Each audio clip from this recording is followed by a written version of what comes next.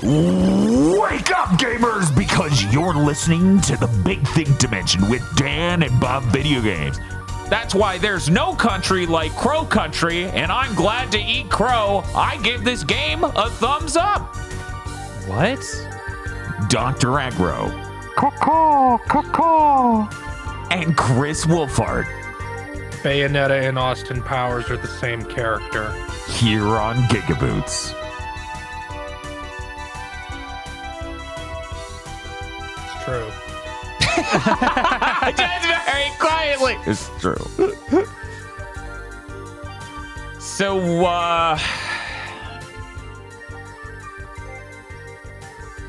I'm so glad we played Crow Country, Bob. Yeah.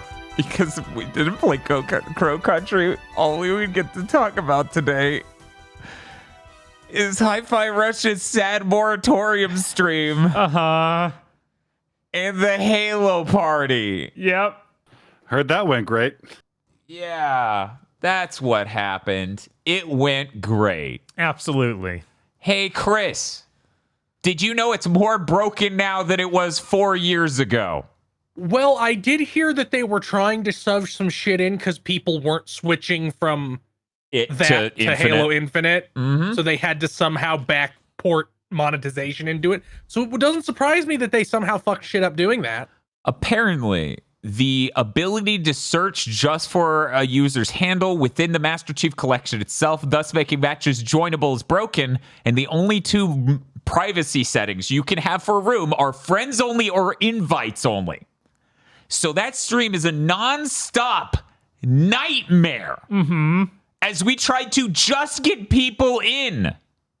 Well, don't worry, Dan. You can run it back on the fixed version on PS5. Yeah, no, we keep talking about, this is going to come out on PS5, and then we'll invite people. We're not going to go, I don't want to talk about it in news because you can't talk about a corpse every week. The corpse doesn't change. Yeah, that's not healthy. But apparently Microsoft literally now has an initiative called Latitude, which is just get everything on PS5. Hey, remember when we said this is literally what happened? That was a good time. I love every time we said literally what would happen months before it did, and countless people went, that wouldn't happen. Why would they put all their games on PS5? That'll just devalue their platform. And we're like, well, because they need to make money. But Phil, my friend, said they would only do three games. That'd be it. That was it. Yeah, man, I feel bad for Xbox fanboys because they're now coping like, sign this petition if you want there to be a small exclusivity window on Xbox games on Xbox before they port them. And, to lean into I hope everyone's playing Big Thing Bingo back at home, but it's going to look really good when Nintendo has real exclusives and PlayStation has the PC PlayStation exclusives and Xbox has no amount of debatable exclusives. It'll look really good when people go, well, I bought a Switch too because it has games. This is so esoteric because it's just like Twitter user who I don't know if they actually do anything related to gaming. But xCloud Tim Dog is now PSN Tim Dog. Yep. They have lost xCloud Tim Dog. Truly the West has fallen. Jesus Christ. What is this industry? What a mess. What a mess. Do I have anything novel to say on any of this shit compared to last week? Last week was such a big episode. I want to thank everyone who gave us the most viewed Big Think forever in just a single week. That was nuts. Also, I'd like to thank us for being so goddamn right. How do we always do it? Look forward to the nonstop Twitter clips and montages of, damn, we're so goddamn right. This is the rest of our lives now. You thought that shit where I was telling you what Xbox One X would be years before they announced it was impressive? Yeah, I still think that's pretty impressive. Thank you. I'm glad you're impressed. Anyways, we have a lot to talk about, but, just to make sure it doesn't get lost in the fray, we watched the Knuckles show. We watched that to do a podcast for you. now you can watch that podcast about the Knuckles show. And not watch the Knuckles show. That's probably It's true. something you don't need No, to do. it's fine. Watch the Knuckles show. You can do worse. Yeah, it won't hurt you none. You can guess our scores based on these comments and tones. Yeah, that Paramount Plus was a terrible service. I literally finished watching it the second I finished watching it. I canceled Paramount Plus because it was so fucking rotten. Do you think when Sony is sadly allowed to acquire Paramount that they're going to be like, here's PSN Ultra Giga tier that comes with Paramount Plus? We're adding Paramount Plus to Crunchyroll, except half of it's never going to show up. Man, corporate mergers are so fucking based. It's so great, man. They didn't So- ruin everything. Sadly we had to cancel Spider-Man 3 because our projects with Paramount didn't do good enough. The SBO show didn't do well enough. It turns out Dan, her the web SBO connected them show- all, even as she dropped into hell. The SBO show would be one of the best performing Paramount things. They could just pander to Sonic guys and it'll do good every time. Yeah, no, we were talking about what we think is going to be up with the Sonic 3 movie, how that's going to perform and all this other stuff before the podcast. And I said, quality is not a concern for Sonic the Hedgehog. He will win every time it's out. True. This week I saw two separate people who did not have Sonic characters as their icons already go, Secret Rings wasn't that bad. Here's how you know this statement's true. Last year, Starfield didn't perform well enough and Xbox crumbled. Sonic wouldn't have had that problem. Everybody could hate a Sonic game and it'll still sell 5 million units. Unless it ships on the same day as Super Mario Wonder. Yeah. Yeah. You bet your ass they're never making that mistake again. God, I hope not. Sonic Adventures 3, we're going to line it up with Mario Odyssey 2. Oh my God. Holy shit. That would be the worst timeline. I can confirm. I've That seen is them all. behind a woodshed. I'd have to learn to like unsync my eyes and hands to play 2 at once. It's like the elf from fucking Dungeon Meshi. He's got the bug eyes going on, and we're like, Chris, are you okay? And all that comes out is gibberish. Yeah, the Knuckles Show. That's the Wade Show. That's a podcast you could listen to where we talk about watching it. More people watch that than Adventures of Game Chasing, which is the same. You should all watch the Curse Content Club on Adventures of Game Chasing because, frankly, why doesn't the largest game chaser simply kill everyone that runs up against him? And that weirdly enough is an interesting thing to consider watching the movie. It is really interesting that you made a retro video game YouTube movie about a dude who's like 6'4" and looks like he should. It looks like any attempt to be like, "Huh, what are you gonna do, nerd?" should just end with you being killed. Yeah. It wasn't cursed enough. How would they know? They didn't watch it. Anyways, I guess we have to talk about what we've been playing. I guess. Let's talk about Halo first. Sure. So we tried to have a fun time doing the Halo Community Day. That was put on one of our wave goals because the last time we did one, it was really fun. We only had mild problems starting up, and then it worked once everyone figured out what the deal was. Right. That was not what happened this time. It was an absolute fucking nightmare. That game still has no way to surface whether or not the people in the fucking party have the game installed, so you have to convince 16 people on the internet to check if they have the game installed. You can't manage teams as the leader of the room, so you can't balance the teams at all. You have to pray. Mm-hmm. And then there's the absolute nightmare system where you can't search people up in the tools in the game itself. So Bob is managing Steam and Xbox Game Bar. At the same time, people are friending me on Xbox, which, by the way, aggro, I'm sure you're going to love this. Did you know friending on Xbox is an asymmetric relationship? That's an asymmetric action. What? They don't need my consent to friend me. Yeah, they switched to a system where no, that's not what you call that. Yeah, you can follow anyone, and then you can follow them back, and then that makes you a friend, which is incredibly bad.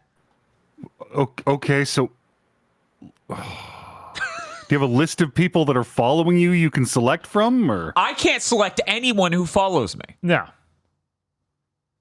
I couldn't find any way to find that list. So I'm getting followed left and right, followed. And it's just, and then people go, okay, hey, invite me to the game. And I'm like, I can't even click that you invited me to your game without it just jumping me out of this party of 16 people and throwing me into a game with you.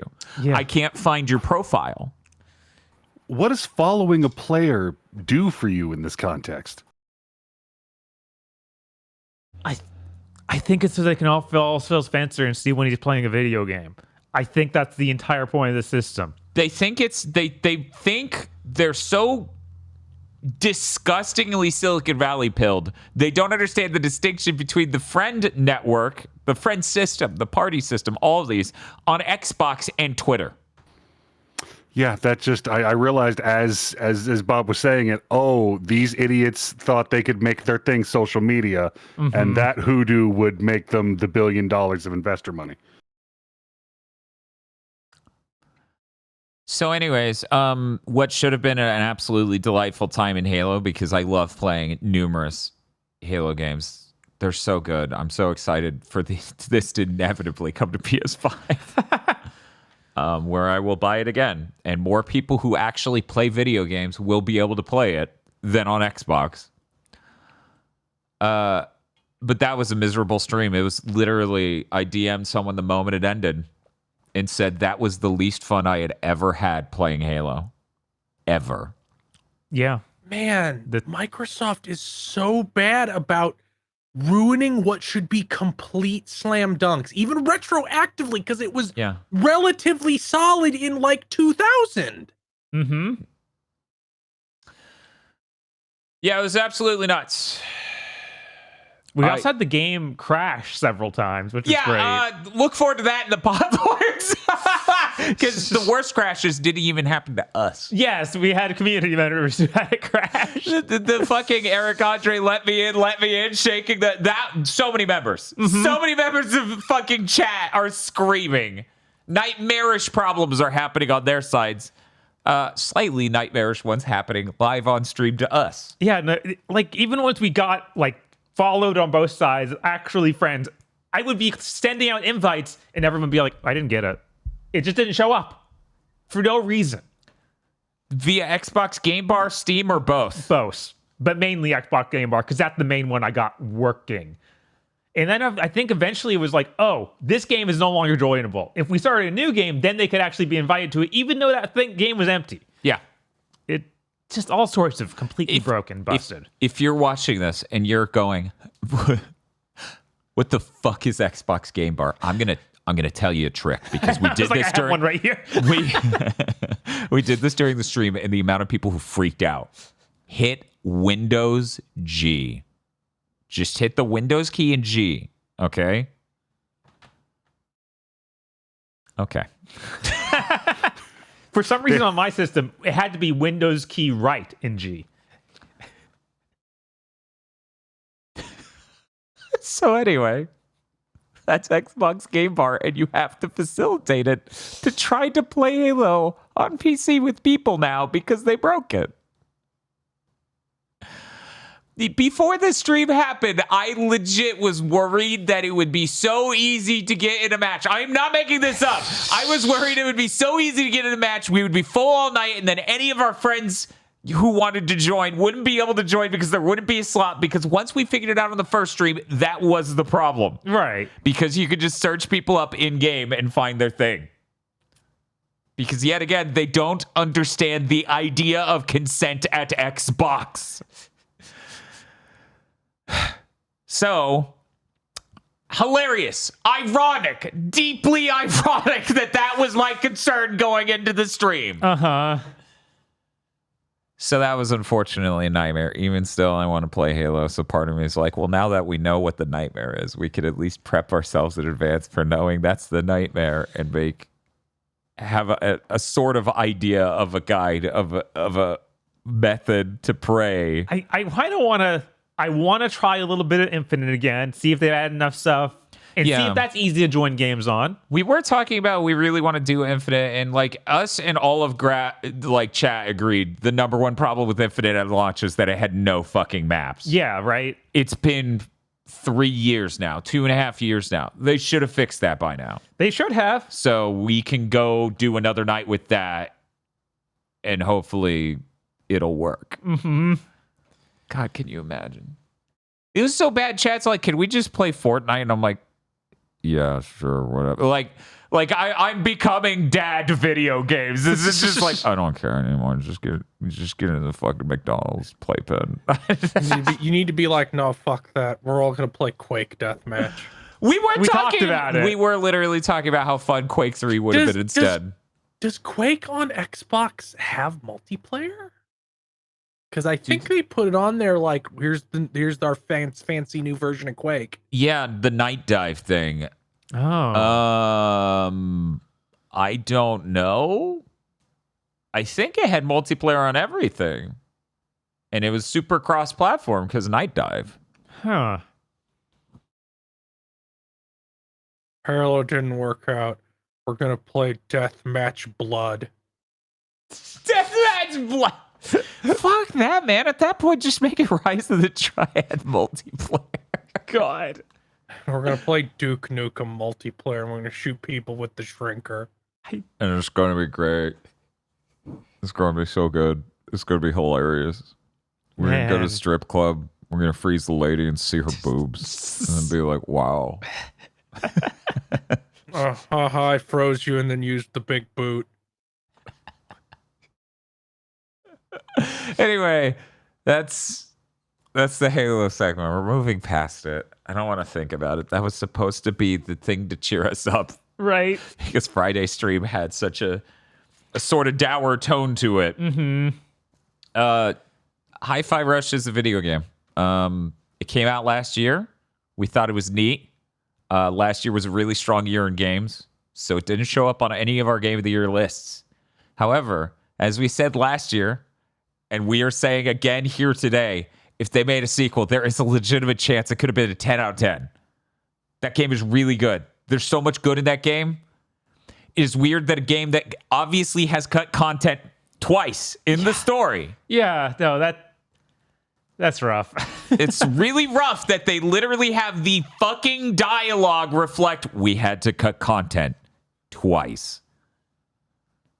Somehow it feels padded out. Right. It's so funny to just put the Xenogears thing in, like obviously implying, yeah, the same thing happened. Yeah. Aggro, they went and got permission to visually have the exact thing Xenogears does when you hit disc 2, and they're like, we forgot to make the game, we ran out of money, this is what the story was that we are now skipping past. Holy shit.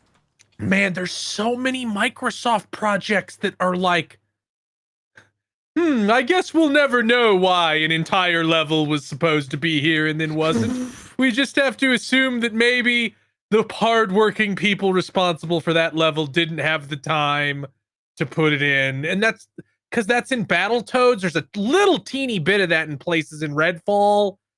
That's gonna be in that's gonna be in Fable if it comes out. Oh god, that would be the peak nightmare.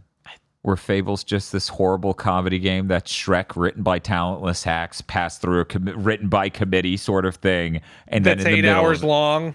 Yeah, and then they make that joke in the middle of it. Uh-huh. That would literally be the end of Dan video I'm games. sorry if this is in a compilation a year from now. It better fucking not be. I'm just kidding. I know it won't be because Fable won't be out by then. Just you wait. We're coming up on that Xbox Game Showcase. They're going to put 2025. Yeah, they're sure going to show another CG trailer for that game. They're going to turn it around. I don't think they will. No, trust the plan. Turn around, drive right off the cliff. Let's turn this around. Phil, we were going in the right direction. We're turning around, Phil. Who remembers the 360 whips one donut and goes right off the cliff? Hey, remember when big things started in the first year and a half, maybe it was 2022. We started coming up with, I believe Chris was the progenitor of the Phil Spencer's driving towards a cliff with a car full of money. And he's like, don't worry, we'll make the jump. The money will take us there. I can defy physics and survive. I have enough money. Yeah, I think the thing was that he had already saw a bunch of other people go off the cliff and die. That sure panned out interestingly. Wonder if people get the analogy now and see maybe. Anyway, Hi-Fi Rush is really good. As I was explaining on the stream, I love the world of it. I love the character designs, and I really enjoy the writing. My major thing is I have and I've talked about this on countless streams at this point in the last year, where I had to explain to people action games are a very high engagement genre. If they're not done well, that actually brings it down compared to a lot of genres, because I'm actively engaging in a non-rewarding thing at a high level of inputs. It's like if you played an RTS that's garbage. Right. Yes. The thing I always think of is I'm not going to play any of these Souls-likes that aren't made by FromSoft and occasionally Team Ninja, because you're not good enough, and I'm not going to be locked in for a game that's like a 6. Yeah, I'm not willing to expend the emotional and mental energy on trying that hard for mid. Right, and that's the thing for me. I don't find Hi-Fi Rush's combat that rewarding to me, where I enjoyed enough to have wanted to play through a game. That was 8.5 hours or whatever. Yeah, it really, early on shows its hand of, you're going to have all these enemies that have a shield. You need to hit them with this special move to break. Yeah, that happened in the first hour and a half or two. Yeah, and it's for every ally you get. So it's 4 different kinds of shields. By the end of it, it's that's just kind of exhausting. Yeah, I think I got a couple levels past when they introduced the samurai guys that you have to do the extended parry sequence on to kill. And I'm like, I don't want to do this anymore. I'm sorry. Yeah, see, at least those I'm okay with. It's just all of the rest of it and how I don't feel when you do different moves, we were talking about different combos and move sets in Devil May Cry move you around and have different tactical advantages to them. And in Hi-Fi Rush, it seems this is damage and this is also damage. Yeah, you have more combos than a Devil May Cry for some of those weapons, but it's just but there's not much difference between them. So what do I get out of doing them? Yeah, so then we started having the discussion on that stream that I thought was really interesting of, do I like any action games that have 2 types of hit? Because Devil May Cry has 1 type of hit. And then I realized that basically boils down to God of War 2018, God of War Ragnarok, and Bayonetta 3. Because I like Bayonetta 3's gameplay more than Bayonetta 1 and 2. It's the everything else about Bayonetta 3 that's a veritable nightmare. You like Warriors games? Those have multiple buttons. Yeah. Once you include Musou games as a fucking action game, then yes, that's the definitive one. In fact, I would say it's better than all of them I just listed at feeling good and having 2 types of inputs. The problem is the last truly great Dynasty Warriors game was in 2004.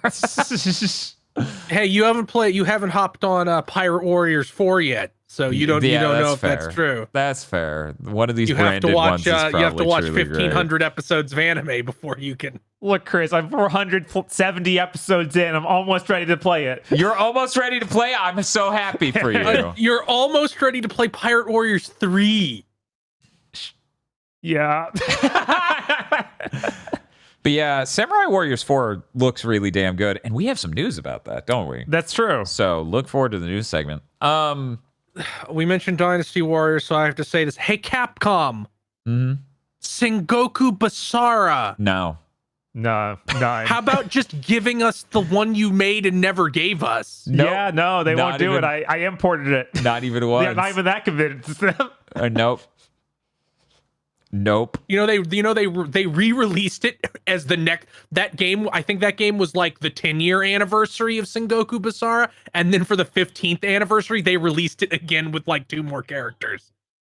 I don't think they actually had characters. I think they put Ported in it on costumes. PS4 or something. Is that the deal? I think it was on PS4 originally, and Right. then the Oh my re-release was God. also on PS4. Yeah, so not so even depressing. Yeah, it's really frustrating. It's like you could just have Capcom needs more small teams to do just port jobs like that and make sure. Sorry. That's sure the case across the entire industry right now. I don't want to hear what the fuck you're talking about because I'm too busy thinking about Resident Evil 9 that will be suspiciously similar to Resident Evil 1. Coming out next year. Coming out less than 12 months from now based on the leaks. Mm-hmm. Fucking insane. Yeah. Jesus. But yeah, I wasn't really talking about Musou games when I talked about the action game thing because I was thinking of things people typically refer to as character action games. And I was like, man, 2 hit types is like a red flag. My filter rate for that's really high. Yeah, I forget what your opinion on. You said you like Ninja Gaiden. Yeah, So Ninja Gaiden's like the one. Right. We were talking about where I was like, oh yeah, that kind of place is higher than Ninja Gaiden 1, Right. to be clear. Because in Ninja Gaiden 1, when you hit the 2 different types of moves, they do really different things. In fact, the heavy move has the soul charging mechanic that unleashes the super attack. That's a really, really different mechanic. Anyway, all of this was to say I enjoy Hi-Fi Rush. I really love everything but the gameplay of Hi-Fi Rush, and I don't like the gameplay enough to have put up through playing the whole thing last year. Like, I played 2 hours, and then I was like, I'm good. I can see this is already not making my top 10 list. And oh my God, last year was so rough. Yeah, last year was insane. And like, even as an action game junkie, I was like, this isn't quite enough for me. Mm-hmm. So I could totally see complete, like, you're not as insane about action games. So of course not. Yeah. Meanwhile, when you look at Hi-Fi Rush and how well it did critically, at least, at minimum, that is the last studio you should have shut down, Xbox. What the fuck are you doing? Like we said this on the stream a lot of like it for years. It felt like Tango was kind of like in a rut and like just almost making a game that should have sold well enough to ensure their future. And then this was finally it. This was like the one that their breakout success. Obviously, they're safe now, and that's when they get shot in the head, and that's what hurts the most. Like, if this happened after Ghostwire, everyone would be like, yeah, I kind of understand. Yeah, but no, instead, it happens after they shadow drop Hi-Fi Rush with no marketing ahead of time and then do it on Game Pass. Yup. Like, before, it would have been a shame. Now it's a fucking crime. Yeah. So anyway, the Hi-Fi Rush stream was great, though. I got to see the whole game in the mildest spoilers for Hi-Fi Rush. That won't even apply to most of you, even. There's a Twin Peaks scene that shot me in the fucking chest as it started playing, what was it, Audrey's Dance? And I'm like, why is that song exactly that? And then the cat Bob just starts dancing backwards onto the screen, and I nearly vomited. That was a lot to just... I'm so terrified of watching Twin Peaks for exactly this reason, where I just start seeing it everywhere. Yeah. Because it's already, whenever I read some manga from like the 70s or 80s, I'm like, I just see this fucking everywhere now. You know, if you want to hear a story that was very funny. So our friend Xeon came over and we watched Rocky 2. I own it on Blu-ray in the last week. Now Xeon, self-described huge fan of the Rocky franchise, is watching Rocky 2 with us. And as I keep pointing out, a lot of things you would expect for modern shonen are clearly being pulled from things like Rocky, and you see this with all sorts of movies that are that old, right? Right. We get to the final fight, and Xeon starts screaming because that ending is like used pretty directly in one of the final tournaments in one of the DBZs. That was way too fucking funny to watch her just be like, what the fuck? And I'm like, yeah, it's sometimes it's really obvious. Yeah. And then there was a whole bit of, but Toriyama has never mentioned Rocky once. Is Toriyama ripping off something else that ripped off Rocky? And I'm like, well, that is how culture works. I mean, Toriyama was always so open about it. It's like, I love kung fu. It wouldn't be surprised me if Rocky fit in the same cultural space as like a kung fu movie. I mean, it should. It should. Mm-hmm. It should. 100%. Man, Rocky 2 is even before Rocky became really shown and started having Clubber Lang and God, Rocky what's 2 the is still a Russian's name? character Dragunov. study. Wait, Ivan Drago. Drago. Even Drago, Yeah. where he fucking kills Apollo Creed in the ring. Yeah. You know, I didn't know for years that those Creed movies were related to Rocky at all. Really? Really? Huh. Because I never saw a trailer for them. I just said it's a movie called Creed. Like, that doesn't... Right. Mm-hmm. Yeah.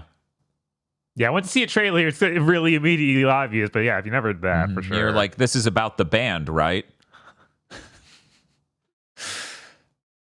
Yeah, I haven't watched a single Creed movie.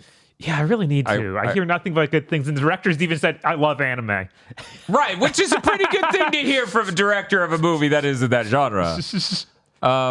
Yeah, I watched all the Rocky films, and then I watched the final one, Rocky Balboa. Mm-hmm. But I never watched any of the Creed films. I don't know. I just assumed that they were going to be bad just because it felt like Rocky Balboa was like, okay, we're coming back to do this one last time for a very specific reason. Mm-hmm. When it was spit off and it's like, it's this person's kid. That fits into the exact genre of, we're milking this franchise beyond all reason. Yes, That it made me is. go, ain't no fucking way, bro. It wasn't until later everyone was like, no, it's really good. I'm like, wait, really? What? Like they're all really... What? Did any of you ever see the last Rambo movie? No, not the final one. Right. We saw the one that was just John Rambo. Oh, there was one after that? Yeah, there's one after that. And it came out like 2 to 3 years ago or something. And apparently it's an adapted script for something else entirely. It doesn't come off as Rambo in the fucking least. Yeah, it was like, yeah. What? Yeah. Yeah, that thing should go on cursed content, frankly, based on everything I've heard about it. Yeah, it sounds insanely low budget and just vile. And you hear this, the plot described to you, and you go, yo, I want to break out of this. Is this an escape room? Right. First time a theater's doubled as an escape room. Yeah. Yeah, that's right. The title was Last Blood. Oh, yeah, yeah. Yeah, because First Blood, Last Blood. Wait, they did make an Expendables 4. It's not out yet, I don't think. It's not out? Okay. I Yeah, was like, yeah. we didn't watch it. Right, I think I that they guess have because the it's not out. trailers That's out. why I'm safe. That's why I'm safe for now. Because we saw the others. We did. We actually did see all 3 of them, surprisingly. Yeah.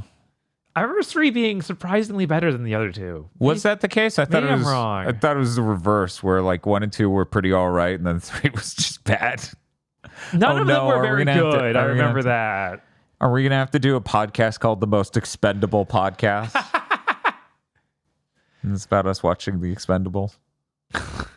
Oh yeah, we did watch something that was good or something else good this week. I was like, damn, just throwing Rocky 2 under the fucking Yeah, no, Rocky bus. 2 is great. That I'd never seen it before. Bob, everyone's backing me up on this. That fucking latest Expendables film came out in August last year. What? I was like, oh, that's probably terrible. Oh my god, yeah, I just saw trailers for it and I was like, okay, I'll watch this when it comes out, and then I guess that just flew right on by.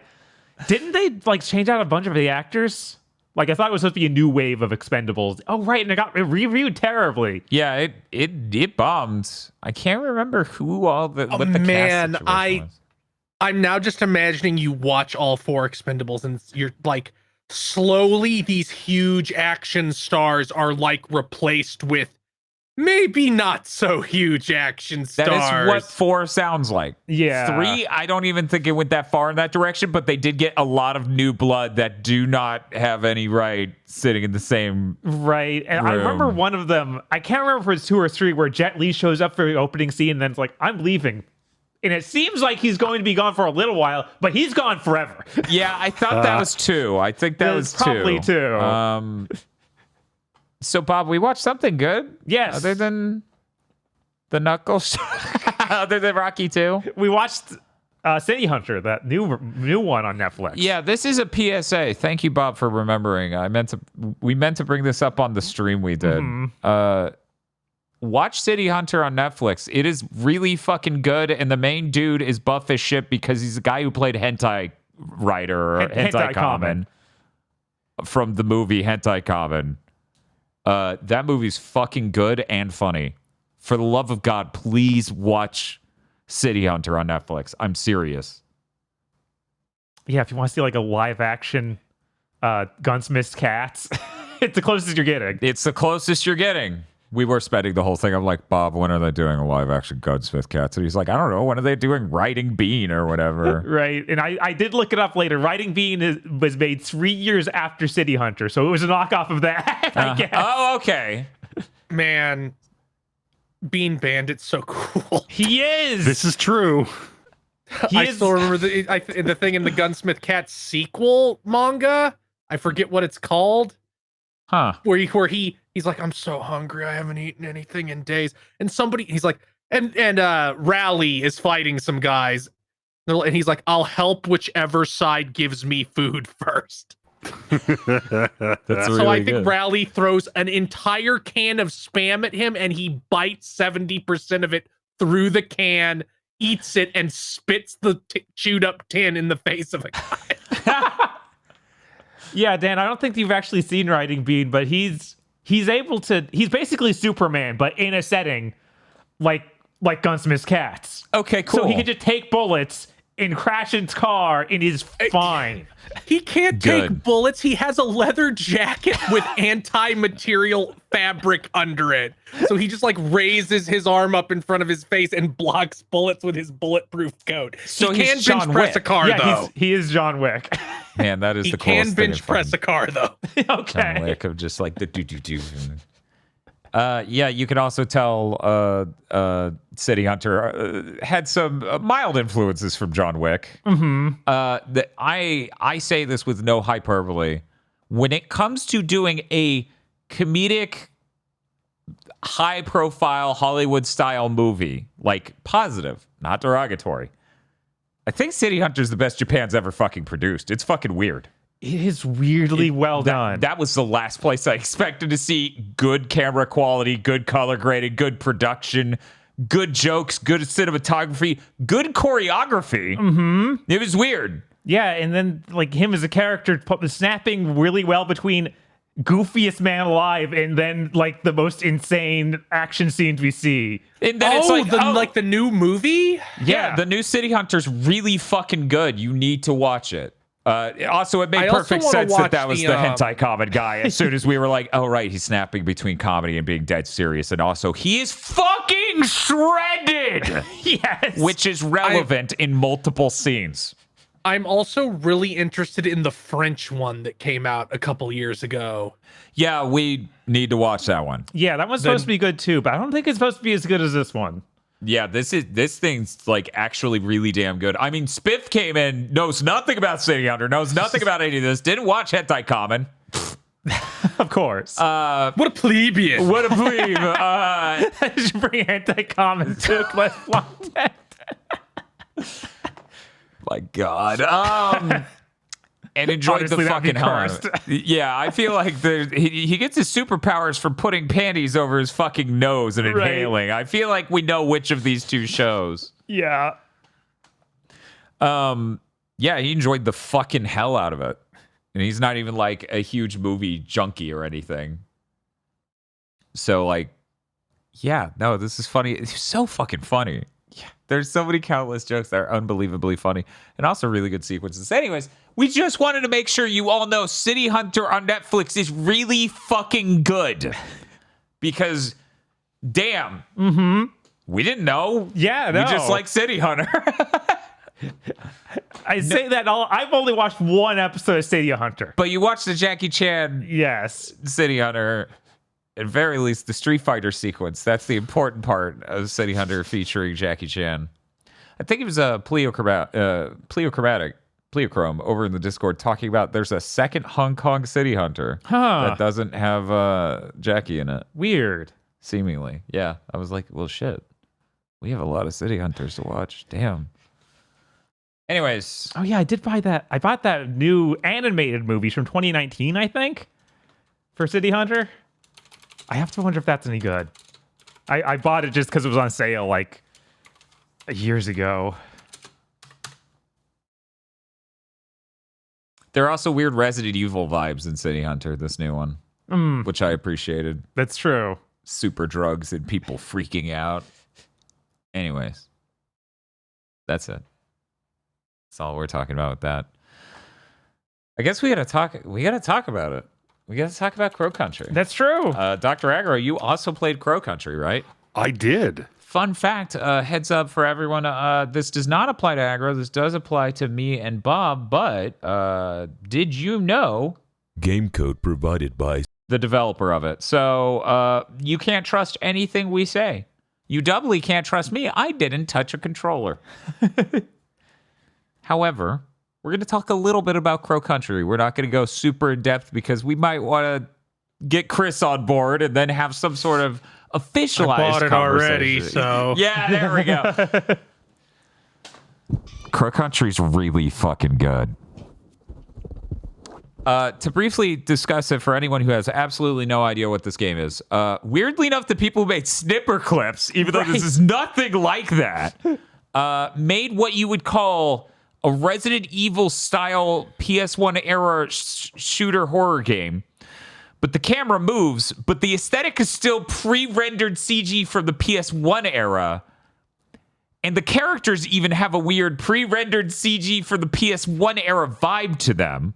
Mm-hmm. And the camera can rotate in full 3D properly. And also, environment-wise, main character-wise, and various notions of the concept of the game, plot and otherwise, is also very Silent Hill. Mm-hmm. So this thing is a perfect new game that's a third-person shooter with a fully rotating 3D camera with a PS1 pre-rendered aesthetic that is a fusion of the absolute best parts of Resident Evil and Silent Hill. This game whips ass. And when you beat the game, it's like, here's your reward for the rank you got. Cool fucking weapon. Mm-hmm. See if you can find all of the cool thing we have dispersed throughout the game now. Can you get all the jewels, Leon? It is crack. Yeah. I am having the exact same vibes I did with Resident Evil 3 and 4 remakes, where I'm just like, I need to do it again. Do it. I need now. Now. I didn't get to see the end of the stream. Did you guys get all 15 secrets? No. We did not stop to get all 15 secrets just because we figured we'd do that in our own time. Right. Didn't want to do it on stream. Did you? Yes, I did. Oh, dude. That game is very, very good. It It has a lot of very good puzzles, and it is designed to give you the confidence that every puzzle has its solution in the game in a place you would expect it to be. Yes. Fantastic thing for anyone who's a Silent Hill 3 fan. You know how the marketing really leaned into the theme park thing? Well, that is this game. This game is about the theme park called Crow Country, which is a theme park that got shut down 2 years ago, and all sorts of fucked up zombie-like creatures are hanging out in it. Some sort of horrible monsters. And you, this young lady who's got a gun, must fight your way through this horror thing that might have something to do with your backstory? It's unclear. You're solving mysteries, and someone's responsible, and you're going to talk to them about it. This is a hell of a fucking video game. It genuinely feels like they were like, why wasn't Silent Hill 3 about the theme park? Yeah. Oh, fuck was with that? God, just like all the PS1 isms, like not even just the visuals. The number of times in that game I ran through a door and held the stick in that direction, and then the game loaded the new area and I ran right back through the door. Interesting thing about this game that I hadn't seen done anywhere else before. If you use the stick, it goes in the direction you're holding it, but if you use the D-pad, it's tank controls. Mm-hmm. Yeah, you can just hot swap. It's real cool. And if you're really big-brained, you read that specific poster right at the start of the game and know that you can run with R2 instead of just circle. Yeah, I mean, I think everyone would have read that and done that, though, so that's a really Yeah, it's weird perfectly statement. reasonable to assume that everyone did that. I'm glad we're all on the same page. We are all on the same page, right, Bob? Absolutely. Okay, great. They do have some weird choices for the controls. For like L1 to open the menu. Uh-huh. Like that's real weird. Basically, the whole game was like, this is wrong. I think Resident Evil 2 either uses L1 or L2 to open a menu. I think that's what's up. I fell in love with that one, especially the L1 to open the menu, then R1 to open the map. I got real used to tap every time I wanted to go to the map. It was kind of nicer than reaching for the pad in the middle. Huh. Yeah, I totally get that. I will tell you, though, after all these years of playing shooters, I did a lot of throwing grenades instead of reloading my gun. Yeah, I could see that. Yeah. Did you have an ammo problem? No. Yeah, I was going to say. The game's pretty generous. It is. Something I love is how after you kill an enemy, they hit the ground like a rock. I know, it's so fucking good. It's like you're shooting the thing to death, it's standing upright, and when it falls over, it sounds like a bookshelf has fallen over. It's so good. It's so loud. Yeah, I really love, this is one of the few games ever that's like, oh, we stacked on filters to have an aesthetic. And it, like, isn't horrible. Right. Like, they properly used a filter to give it a sort of decimated resolution style. You can see vertical columns to represent the sort of CRT-like resolution. It works. Yeah, and like they did all this shit to the screen, and you can still, hey, look, there's that item. Like after the first couple of times you see it, everything's very visually clear in what is by design a cluttered and murky looking image. And the funny thing is, I think the one time where Bob genuinely struggled is Bob turned off a thing for a puzzle moment to not blow out the brightness of an object and then forgot to turn it back on. And we're like, oh yeah, your flashlights. And I think that was it, really. Like, you could parse the on-screen image pretty well. Yeah, no, there were very few times like I missed something because of that. Yeah, these guys were like, we're going to let you turn the camera. You're going to need it. Yes. And luckily they have that one button to snap the camera behind you. Because the camera does turn real slow. It's interesting. The camera actually turns in notches. It doesn't seem to move 1 degree at a time or partial degrees. If you watch how it moves when it rotates, it's literally... It's not like eighths. It's not even 16ths. But it is jumping degrees. Which is why it probably doesn't speed ramp, really, because it just moves at that one speed, jumping a notch at a time the whole time. It's real weird. I was like, this is kind of an aesthetic choice. I don't think there ever was a PS2 game that had like 64 degrees of having the camera rotated, but it's a choice. There's all sorts of cool stuff about the story.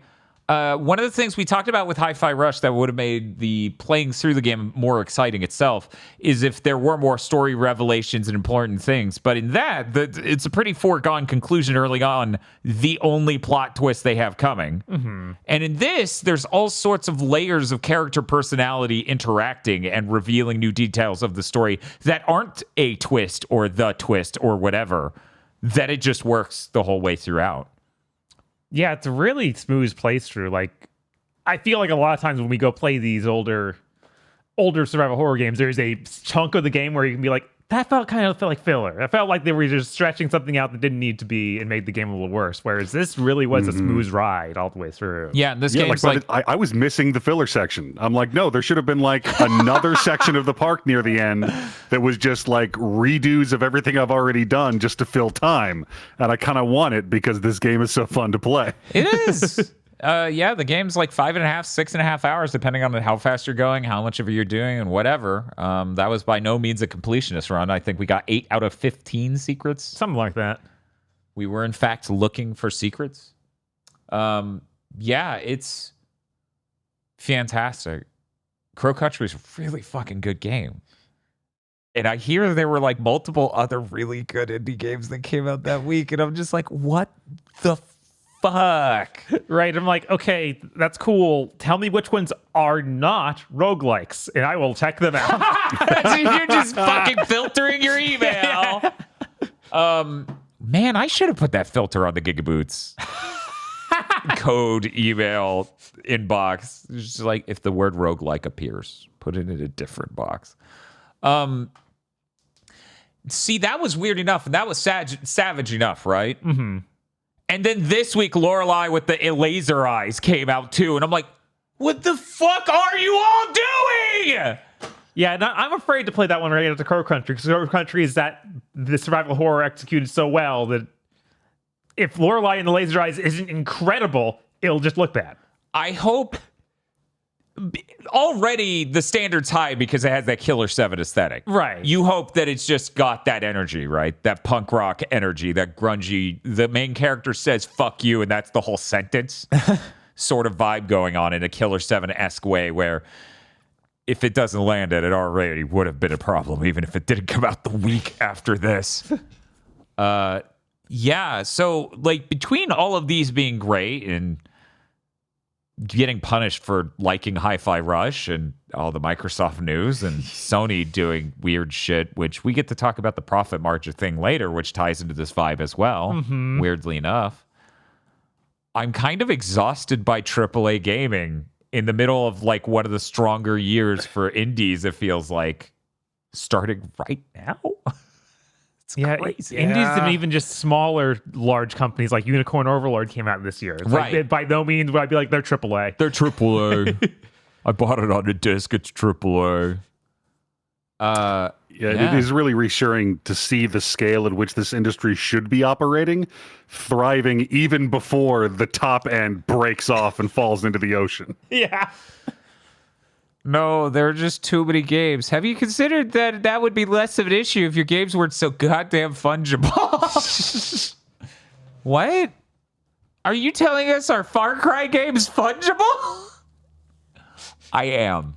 I'm telling you, Spider-Man 2 and Far Cry 6 are the two most fungible video games ever made.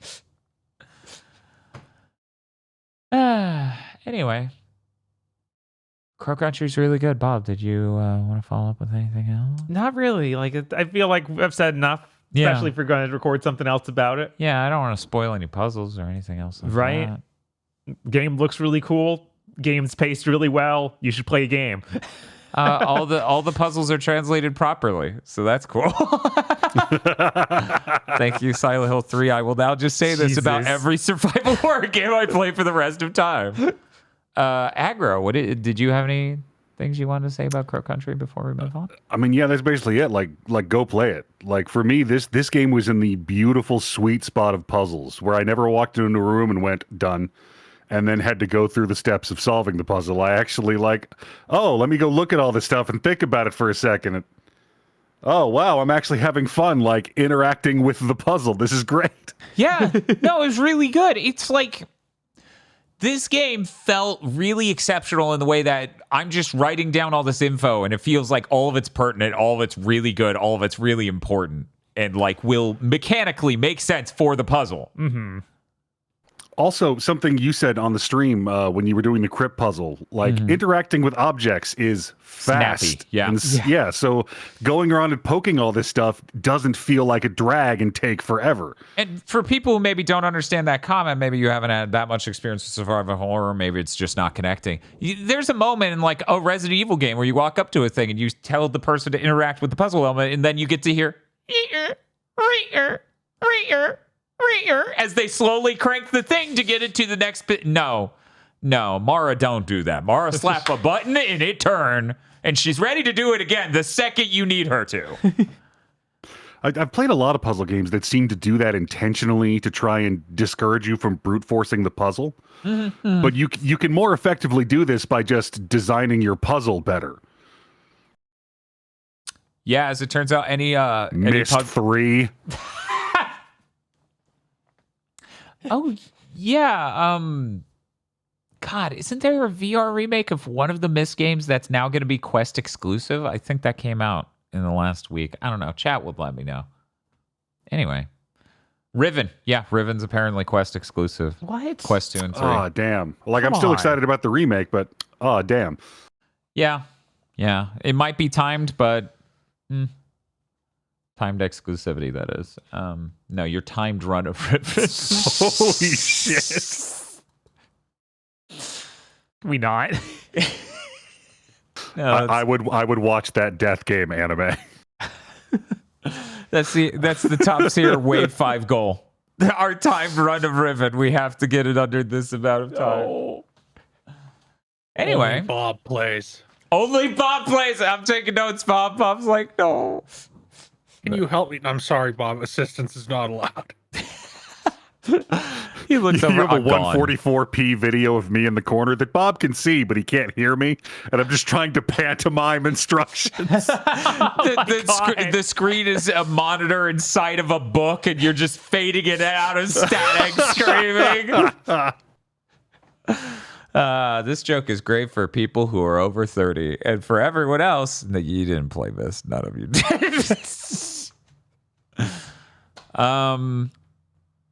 Yeah, I guess that's it. I guess we can move on from Crow Country. I don't want to, frankly, because the backgrounds and environments look so perfectly pre-rendered. Like they have this real soft aesthetic to all of it that it really works.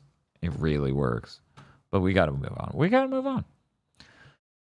I did my Gamer Gone Ripped 6-hour marathon. Cool. Where I burned over 3,000 calories playing Beat Saber, then Pistol Whip, then fitness boxing, then Ring Fit. Good Lord. That was a good ass stream. That was a great time. But the game audio wasn't included for any of it because of Beat Saber at the beginning, and I didn't want to get claimed. Yeah. Which then, fun fact, when we later did Crow Country, the Twitch VOD also does not include the gameplay audio because I forgot that setting was left on. That's okay. It's on YouTube now in 4K. So go watch a good quality VOD for the love of God.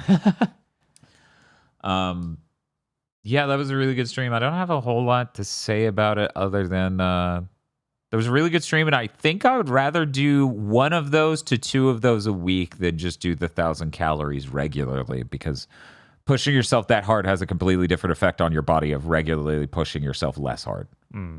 Yeah. I have not gotten the PC modding for Beat Saber to work. I haven't had time. I have other things going on. Anyways, hey Bob, what else did you play? I didn't really play that much this week. I played more Unicorn Overlord. I got to the point in the story where it's like, hey, you need to go marry someone. You need to do that. Let's just finish the story. I'm like, but choice paralysis. No. No, wait. Did you get to the point where you can, or that's the only thing left to do? That's the only, literally, after I finished the last cutscene, at the end of it, they're like, hey, Elaine, what are you doing? Choose someone. They're like, hey. Well, I did. A girl, Elaine. Marry your cousin or kill yourself. And you're just like, oh, this is a hell of a video game. I did check out a few more of the sequences, and it's really funny that like the main girl they set up for like, oh, the childhood friend who he grew up with, who's obviously the rightful interest when you vote for the game. Would you marry her? Just like, well, you actually picked me? What? It's like if Pyra judged you for simping for Pyra. Yeah, that feels awful. Elaine is so plain. I kind of want to do it just because that's kind of like the place for him, I feel. But wow, you bastard. You deserve this. Throws him into the canyon of milquetoast childhood friend. Holy shit. Well, maybe you're right, Bob. Maybe you're wrong. History will judge. No one right now can judge you. Only historians. There are so many named characters whose reaction is, but I'm just some chick. What are you doing? Yes.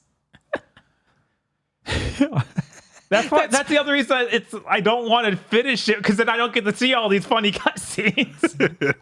That's when you go full Taken on that phone call, and you just go, I have a very specific set of kinks. She's like, oh, again, I see.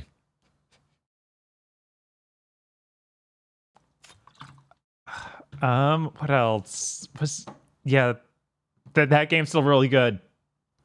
I feel like I'll probably finish it by next week, finally. But some of those battles take quite a while. Like I think one of them lasted over an hour as I had to pause several times and do stuff. So the length of an average Final Fantasy Tactics battle, I see. Yeah, no. Original release. Yeah, they do keep scaling up. Yeah. Anything else? I got that Majora's Mask decompilation thing.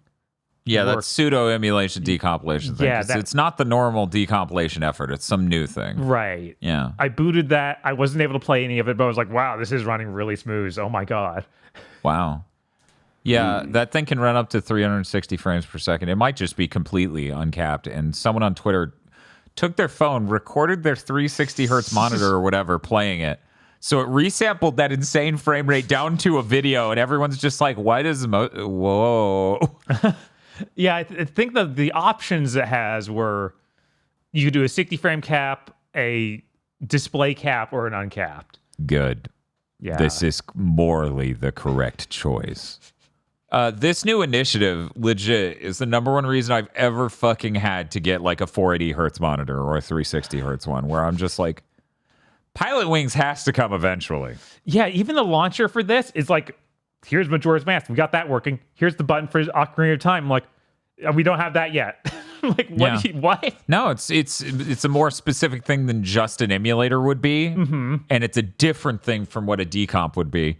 Yeah, if I could just get Wave Race, Mario 64, and Pilot Wings on this, I'm good. That would this sounds psychotic, but it's true. That would justify the cost of the monitor alone, because I would play through those games enough times. Also, it'd be fucking insane for any of the people I know to be able to see a game run at 480 hertz on a monitor. Right. And just go, holy shit. It's like peering into the face of God. Yeah. No, that just has to look real weird. Yeah.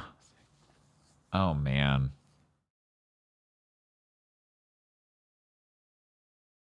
I'm trying to think if I played anything else. I don't really think so. I was just trying to get through a new corner of Overlord. I played a little bit more Rise of the Ronin, but didn't really get farther in it. I was just, oh right, I had the realization nobody is using those Rise of the Ronin character codes, because it's just like Nioh, you can share your code online and like make a character and anyone can use it. Yeah. But no one's doing that.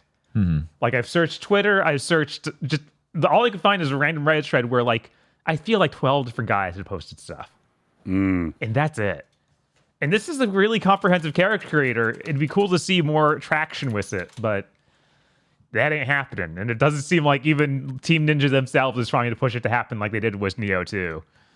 Because that's where I found a bunch of them when that came out. Of like, oh yeah, they had their own thread where they like retweeted a bunch of people using their hashtag. I was tempted to try starting one of those myself, but I know I don't have a big enough file link to do that. You could be Rise of the Ronin's strongest warrior, though. But yeah, that's it. That's it. That's for it. me. Wow. I still haven't gotten around to a demo I wanted to play before that. Still haven't gotten that game because it came out today. Legendary Tales went on sale for 25% off aggro. I assume I can push this even further down the road for more savings, and then we'll co-op, right? Because you're busy, or am I an asshole for not buying this game yet? I mean, I'm good to go whenever you want to, baby. I have to choose between the game that's a fusion of Red Steel and Mirror's Edge, or Legendary Tales, the skeleton punching game where I could co-op with aggro. I don't know if anyone's interested in that, though. I still want to play that VR ninja game. Yeah. Was can't it called remember. Arashi? It might have been. I don't Something remember. like that. Bob, did I tell the story about me and VR chat and the guy who couldn't remember Chad's, or the group of people who couldn't remember Chad's name? Did I tell it on Big Thing? I don't remember. I Me know you watching- told me it a few times. Me watching over 200 episodes of Bleach just finally paid off as I was in VR chat playing in a mini golf world, and a group of people could not remember Chad's name. Fuck, dude. Chad? No one can remember Chad's name. That's how bad it is for him. That is rough, man. God damn. Anyway, however, they did in fact remember Okiura's name because the specific 8-foot-tall wolf man said it would be good if Okiura stepped on him. So, Yeah, he sure had a fan base. Yes. sure did. Anyway, that's it for the VR chat update. I guess we're moving on to the rest of Aggro's games. Hey, Aggro, did you play anything else? I did. Speaking of kick-ass indie games that came out this week, I got to play a bit of Animal Well. Damn it! Oh, okay. Yeah. I wanted to hear from someone who wasn't a gaming journalist if this game was actually good. Yeah, because it's getting those kinds of reports. Right? There's an angle to this. Oh my god, it's so amazing. I can't believe Dunkey did it. Yeah, he made this whole game. Yeah. Wow. He Donkey's incredible. He made it. How did he do it? Hey, Aggro, what the Like fuck this side-scrolling 2D game has any amount of art in it. I'm morally superior to you for liking it.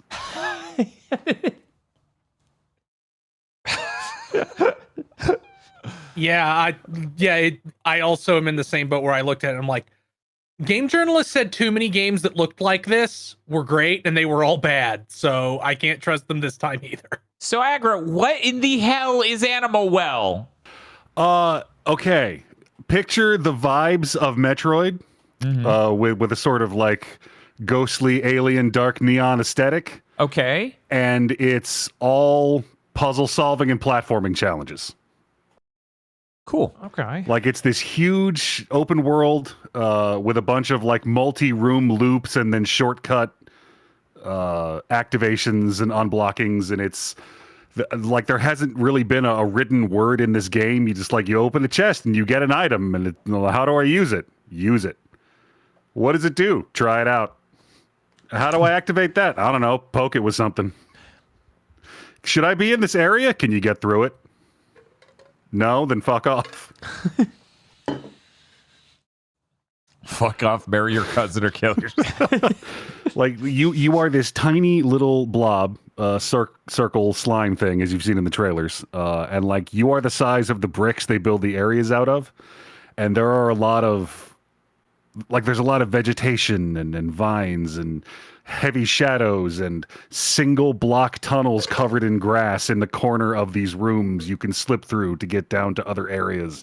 It's a whole lot of exploration and amazing puzzle solving and pretty hard platforming challenges. Okay, so there's a thing in the game where it seems really forgiving because you fall into the water and you die, but it just respawns you right back on the land where you jumped off, and it doesn't hurt you at all. You can just do that forever. And I'm like, oh, okay, cool. It's forgiving if you fuck up. Until you get to a multi-room platforming challenge. And you're like 4 rooms in and fall in the water, and it respawns you 4 rooms back. Oh. At least you didn't have to walk all the way back. That's something. That's anything. Like in the trailers you've seen in the trailers I saw, the trailers that are out there, I know they show off the yo-yo and the bubble wand, where like you throw at a yo-yo and it's got a little bit of traction on it. So if you throw it at a wall, it'll climb the wall, then hit the ceiling and run along the ceiling and stuff. The bubble wand, you throw at a little bubble, then you can jump on it once to. That's Nice. kind of your double jump. Good. But every tool I've gotten so far has at least 2 uses. Like the yo-yo can activate switches, and it's also, you can use it as a light source. There are several rooms that are just pitch dark, and you either throw out consumable firecrackers to flashbang the room, or you just throw the yo-yo out constantly to try and guide your way. The bubble wand has another use that I don't want to spoil because it's really cool. Cool. Yeah, no, this game is a straight up vibe. It's definitely one of those things where you just start playing it, unlock more of it, sort of get the sense of it. It keeps getting bigger and bigger and weirder. And I don't know if it's going to be one of those, I get halfway through the game and, here's where there's a story. It all makes sense now. Or I'll get to the end and a completely fucked up weird thing will happen and I'll go, was that a story? Was it a spaceship? Is it a story if Curly Bray shows up for the last 10 seconds of the game? Does that count? I guess. Okay. Well, this sounds really good. God damn it. Yeah, no, God damn it. I think I was mixing it's it up really with good. another game that was advertised sometime last year during the Summer Game Fest, where Like you up- switch different animals every time you respawn. Oh, you were thinking of that like fucking Karmic nightmare Zoo? game. Yeah. yeah. Say the name Karma again. Zoo? Yeah, I think something like Karma that. Zoo, something like that. I totally mixed those 2 games up. Yeah. I didn't do that. I just went donkey thing. Okay, I don't fucking care. But yeah, I want to sit here and tell you every cool room and mechanic I have run into, but that is the worst thing I could do to you. You know, kind of like we didn't describe one puzzle in Crow Country. Right. Mm-hmm. I will say this has like some of the tightest, most accurate jumping I have played in a Metroidvania style game in a long, long time. Huh. Like it asks you to do a lot of jumps on moving shit in a row sometimes, and every time I fuck that up, I'm like, I fucked that up. It is tight, it is accurate, it feels really good. Damn it. Yeah, great. Now there's another indie game I gotta play. Yeah, I was sorry you this gonna give fucking week, Lorelai a chance. I'm over here looking at the Steam library, like sort by new. Oh my god.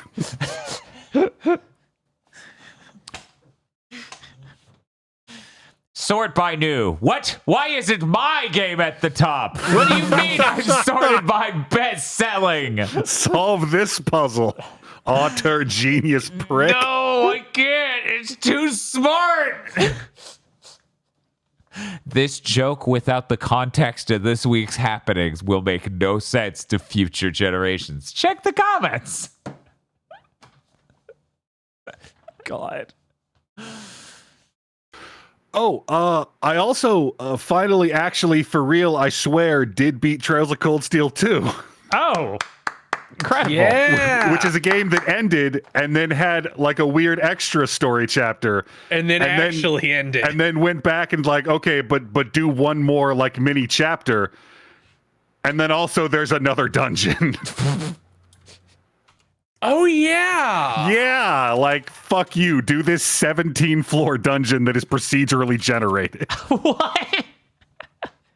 Yeah, that's like the bonus dungeon thing. Like, you can keep going back in it. Like, they give you a bunch of extra characters, and you can level them up. And they're like, hey, if you want to get sick and get everybody to max level and do all these insane builds, this is where you can do it. At that point, I realized I don't think this game can throw a boss at me that I can't overcome. I have built a murder factory, and there is none above me. I look down and see the top of God's head. So you better believe your boy was just dodging enemies like it's fucking Crow Country, running to the elevator. Floor up, floor up, floor up, boss. Floor up, floor up, floor up, boss. Yeah, there's a reason that that those games have, I think, 4 difficulty levels above normal. Mm-hmm. I think it's like hard, very hard, inferno, nightmare is how the difficulty scaling goes in those. Every time I went to look something up about stats or something when playing one, it would be like, hey, how should I do this? Are you playing on Nightmare? No? Then it doesn't matter.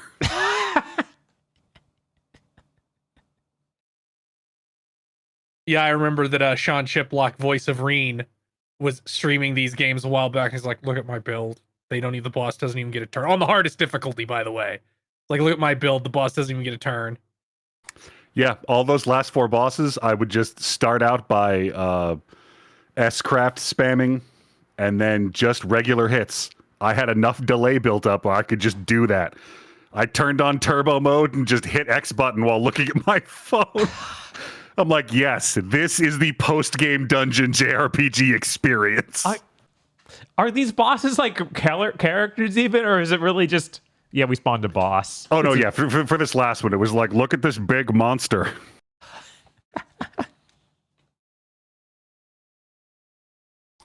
God damn it. I was like, I love these games. By the time I got to that dungeon, after the extra side story, after the extra day chapter that also led into a dungeon, it's like, I finished this game 5 hours ago. Can I please see the end? The flesh is willing. The mind is willing, but the flesh is beaten, bruised. I look forward to Trails of Cold Steel 3 being an order of magnitude better and somehow still pissing me off right at the end. 3 won't piss you off at the end. Why did he put the emphasis on 3? In fact, I don't think any of them will. Okay. I don't think any of them do the thing that 2 does, where it's like, here's 14 different additional things. Anyway, please be excited for Trails of Cold Steel 3. I think Trails of Cold Steel 3 and 4 have the greatest RPG party in history. Can't wait. I can't wait to look at the release schedule ahead of me and decide I can get enough hours into this to use it as an excuse to play it instead of other things that are coming out. Like, Look, no, no, I'm sorry, I you'll haven't have- played that. I had to finish Trails 3. I was so far into it. And then I didn't have time to play it. I had to finish Trails 4. I was so far into it. This actually, when you diet, right, you want to eat things that are voluminous, that are low calorie, that keep you full, right? Well, that's what Aggro's doing for game releases, so he can slim up how much he's spending on games by not buying that shit anywhere near launch because he's so busy eating these 100-hour RPGs. That's sure my strategy, except Yeah. I'm supplementing it with GameStop money. Oh. Man, I've been waiting for Stellar Blade to drop in price because we need to play it next week. We it just won't. We are 1 week away from the Stella Blade versus Hella Blade. And nobody It's uses selling too GameStop well, I'm anymore. sorry. So they don't have any used copies. God, that's insane. Yeah. That's insane. You Not- could- Not one pervert in the Huntsville area traded in Stellar Blade. I No. can't believe it. I mean, my GameStop has at least one copy. Let me just Fine, go over there. We're good. Real quick. Oh yeah, we'll just go over there. It's like $68. But you could return it and just be like, It's true. I bring it back in, and the guy's like, "Why didn't you like it?" And I'm like, "I'm gay." He's just like, I should have asked. Like, I guess this was He's a like, weird question. I'm woke. And then he pulls a gun. See, that's why I'm gonna go the other direction. We're not gonna. I'm woke. Bob, would you enter any establishment near here, look the cashier in the eye, and just go, "I'm woke," smugly? I don't. Yeah, you're really more in a they censored the game, I want my money back kind of area.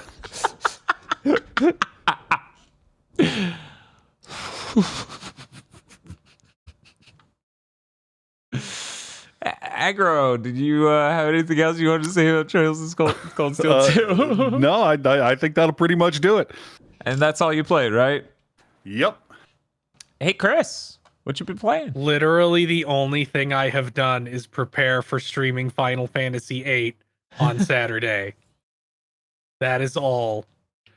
So I will say, if you have any other option,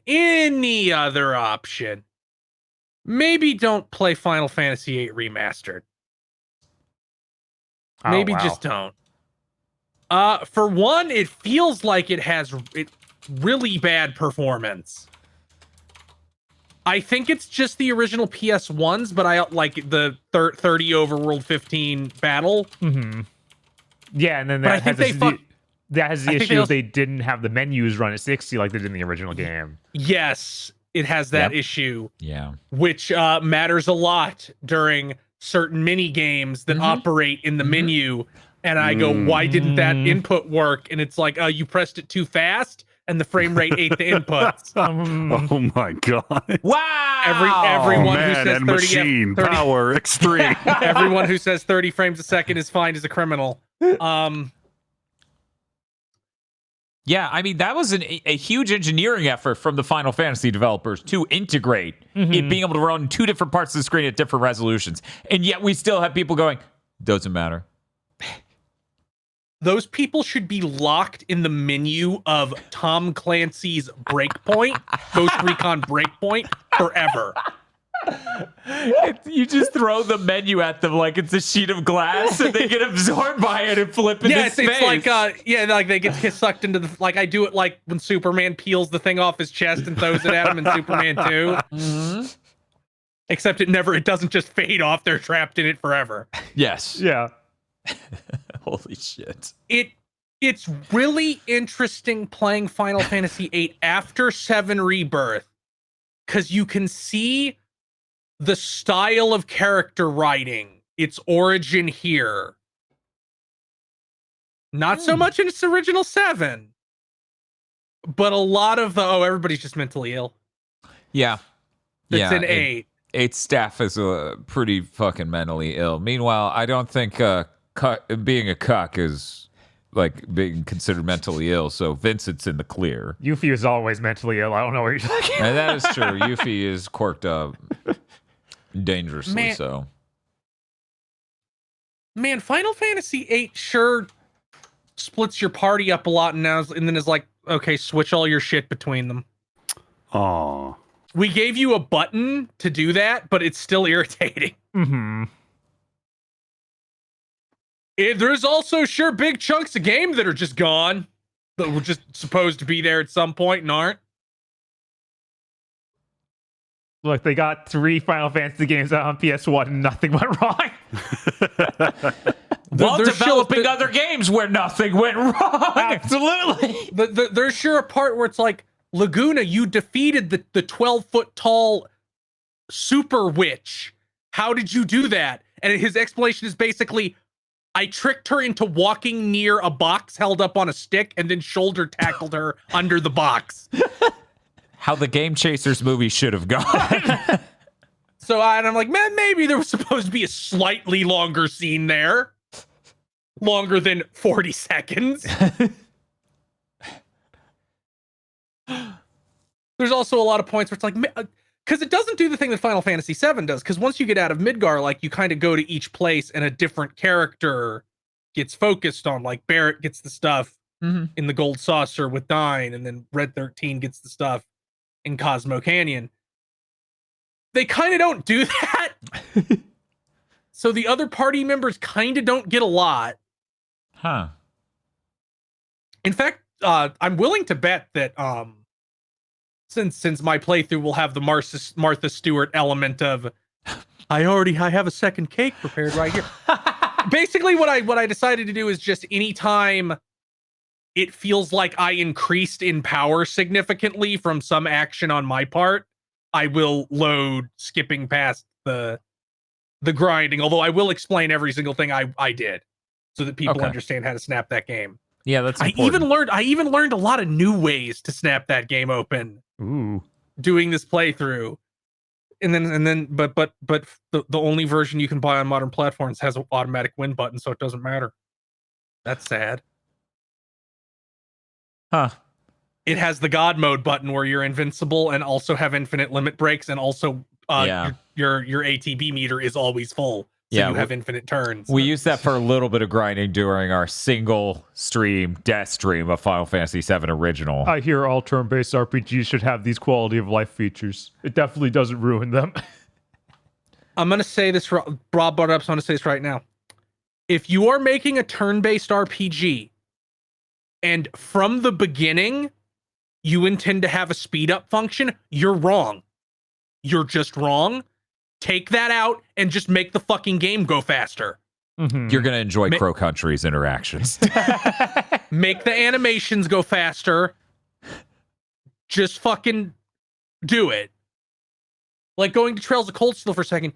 If Trails of Cold Steel 3 and 4 just ran at like all their animations and combat went at 150% speed, you wouldn't need speed up in those games. Mm. But at normal speed, it's so fucking slow. And then you have shit like World of Final Fantasy where the speed up option is still too slow. Holy shit, what? That game moves like molasses. Fuck. For anyone who wonders why I give a shit, I've been wanting to play. I bought it and own it, and it's in my library, and I'm like, I'm gonna get it to you. There's not gonna be Sora because they're motherfuckers, but I'm gonna get to you. I mean, World of Final Fantasy does include like the world. It includes a Kingdom Hearts secret movie you can unlock. That for a sequel that would have been really funny, but apparently did not take off because that game didn't do super good. Oh damn! And I still think Dan will have to key in if he ever plays it. I'm pretty sure that was originally a Kingdom Hearts spinoff. You know, I totally get that. Even without having played it, just seen enough gameplay videos and trailers, I could be like, yeah, absolutely. It really looks like it just from the outside. Mm-hmm. It has a thing that's very similar to the Dream Eater board in Dream Yeah. Drop Distance. That's And you like get to places with the magic train, and it just feels really similar. Final Fantasy VIII sure has the worst tutorials in Final Fantasy history, I think. It sure like traps you into 2 to 3 minute menu tutorials like 5 times in the opening hour. I Yeah, it remember does. that. Yeah, Yeah. that turned me off that game real quick. And then later it's like, do you remember? Do we have to tell you again? It's like, no, please. Like, yeah, it's like, no, please, please. But just a very bizarrely structured game. I feel like there's huge, like there's really big segments where there's just no combat in this. Like you're just walking around talking to people, like way longer than exist in like 7, I think. Yeah, it's pretty cool. I think it's neat. It is cool, but it's structured so strangely.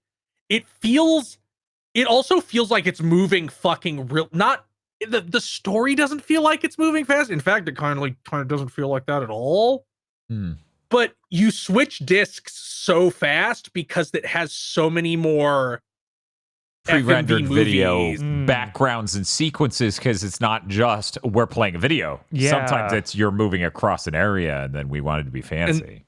Yeah, instead of a pre-rendered image, it's a video that you're running across. Like, I'm pretty sure that on the first stream we will get to the end of disc 1. Oh, Jesus.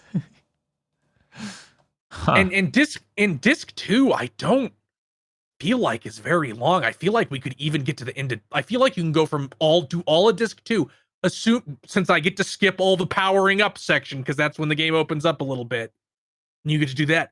I could probably do disc 2 in like 4 hours. And that's if I don't use the speed up function, which I will. Luckily, I don't have to use the turn off encounters button because you get that ability in the game.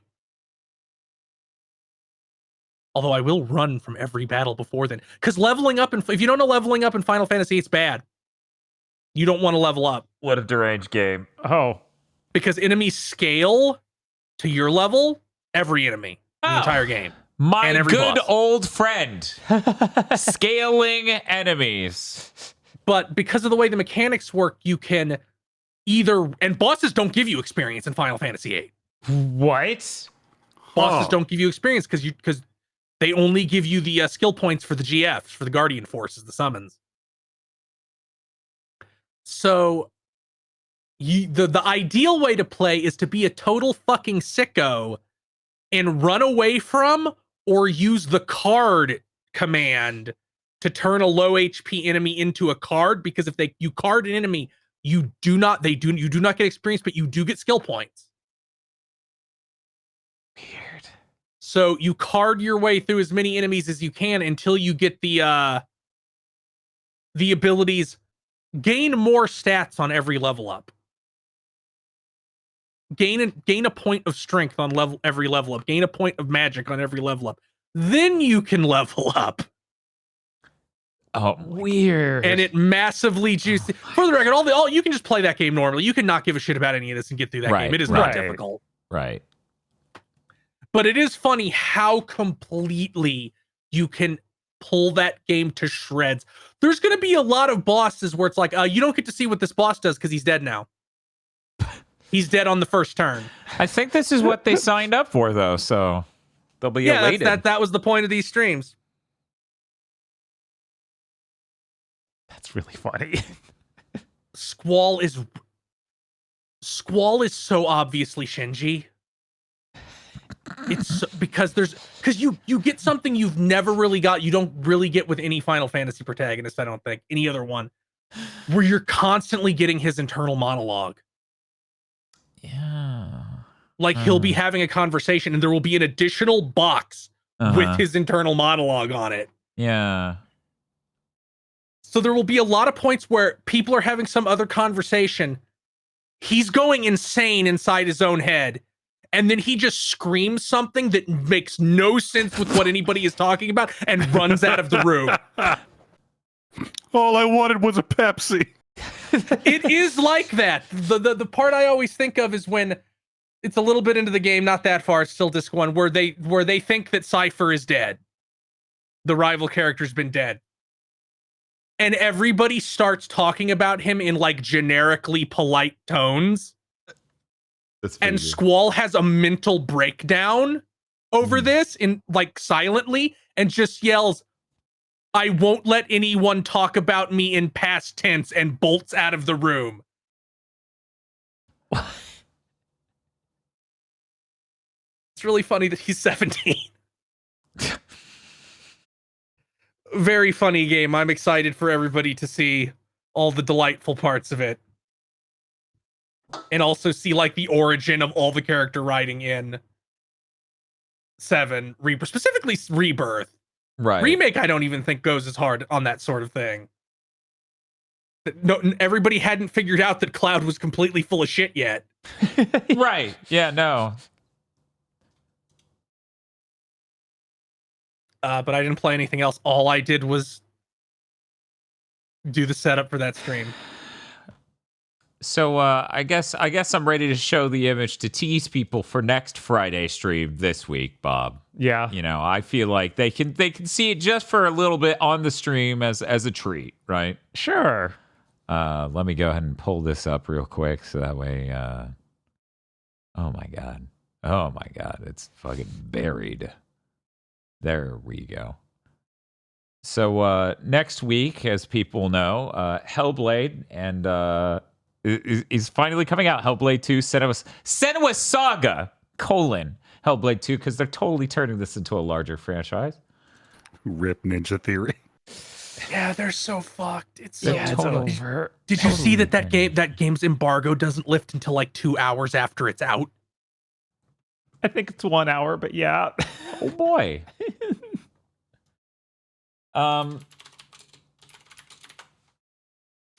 So next Friday, not this Friday, obviously it's not out yet, and not launch day because this is an event. This is a Friday game. We wouldn't waste that on another day. We're doing the Hellblade 2 versus Stellar Blade Death Stream featuring flop swap technology. Everyone should be very excited. I hope everyone's excited to either be aroused or cured of their mental illness. Possibly both. Every time I see that specific image of Senua, it bugs me because that's also the exact same pose that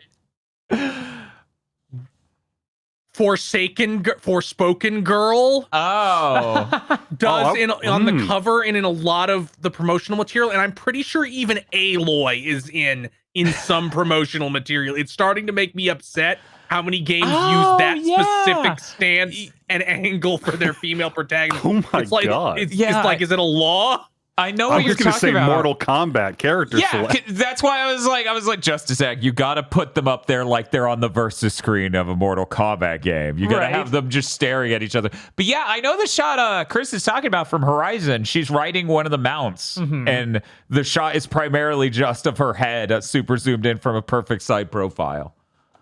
Meanwhile, presumably here, Senna was walking, crawling. I don't know. Unclear, but I hope you're all excited for that. That's not tomorrow though. That's next Friday. Tomorrow, well, Bob, I have bad news. Oh yeah, what's up? What happened? Tomorrow's Yick. Ah! Oh no! Oh no! Yeah, I know. Oh no, indeed. I'm so happy you're doing it so that I can. Myself can play the improved version that has all of the fucking combat mini games removed. I've heard. Basically, an entirely different game. See, I don't even want to see that version. I need to know what the game Yick was. And that's the important thing here. We need to cover that. Did you know it's on sale right now? Only $10 on PS5. Incredible. I bought it over a year ago in preparation for that update that still is not out. We should just make this me for the rest of the stream. Thank you, R. Shiners, for the great Yick fan art. It would have been so funny if Bob was wearing the same shirt. Yeah, I I didn't had wear to it check today. real quick. Ugh. So yeah, look forward to tomorrow's Yick death stream.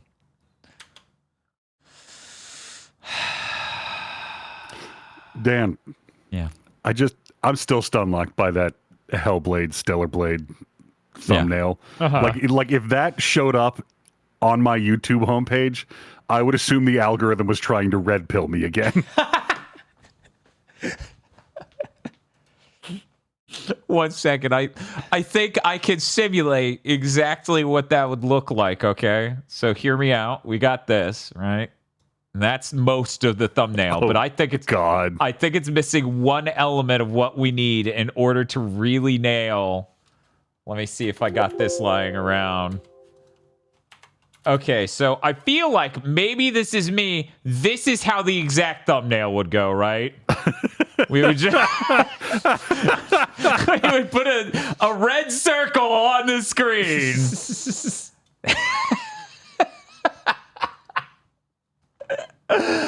Oh man.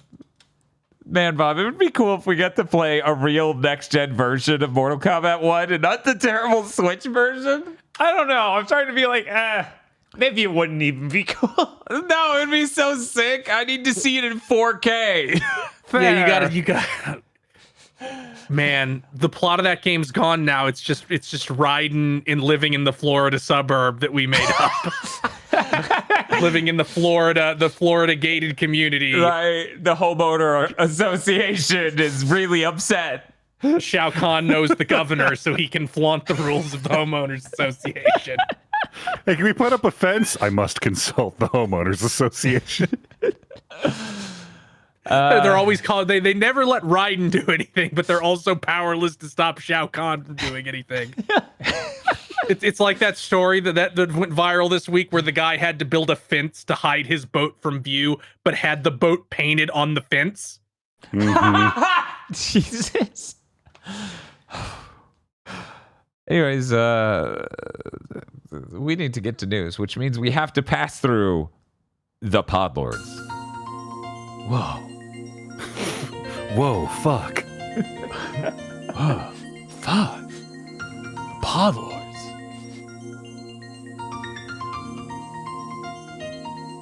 Yes, that's right.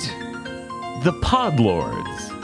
Podlords such as BN12, Red Blaze 27, Suzushiro. Don't worry, guys! The Master Chief Collection works great now! Come on. I'm sure this blue screen has Okay, nothing to do with that. I've never played it and never will, but I'll believe it. 101 Shades of Wonderful Remastered. WTF, Spider-Man. Perry Saturn cucks Terry for Moppy the Mop. To be continued next week. So Perry Saturn was a wrestler, and his gimmick was he is mentally handicapped. This gimmick was used for, I think, 23 years. Wow. Colorized image of PlayStation owners now that Square Enix plans to go multi-platform. So, my first thought with this was, I don't actually know anyone who got a PS5 because of Square Enix exclusives, unlike the 3 and 4. But 2, I really appreciate the notion that Sony ponies are the androids that have standing room only.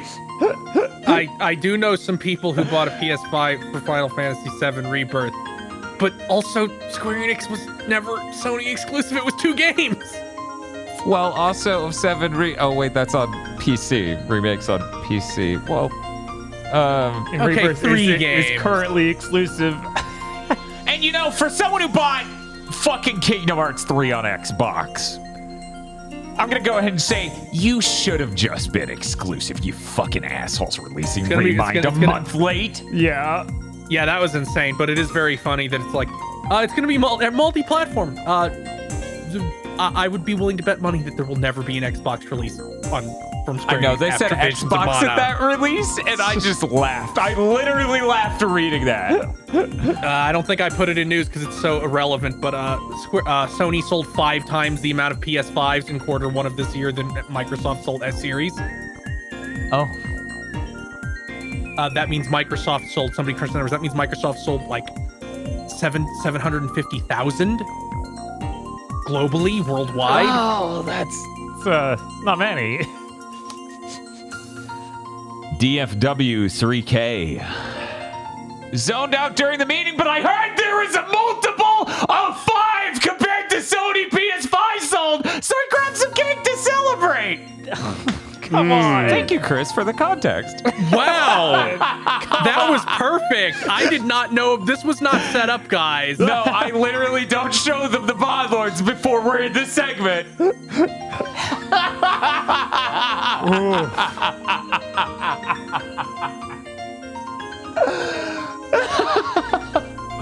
Also, I hate that I see him hold the fork like that, and I'm thinking the meal prep manual guy, Josh Cordes, where he reaches the end of the video and then he does the weirdest thing you can imagine, so that way you comment. Right. I always think of the guy who was just eating a can of soup and he photoshopped a fork next to the can of soup. I'm just like, why did you photoshop? It's like, I didn't want you to think I didn't own a fork. Shiny Mew. Kristen. Juicifrost. Just started DK. Shout out to Jim Ratgazer. Yeah, that's shouting pretty loud there. Oh my. Jesus. Cooper Tank. Unicorn Overlord and Hades 2 competing for who can make the best muscle waifu of 2024. Indigo Sykes. No time for a new bit, so you get squishy rats again. Hell yeah! Hooray! Yeah. Incredible. We never win like this. Gaijin. Shinji16 and Tagfer would like to remind you that you matter, you are valid, and you deserve to be happy. A raccoon that just wants to hug its bear. Oh, that's so adorable. I knew Peppermine, and Corsica reminded me of something.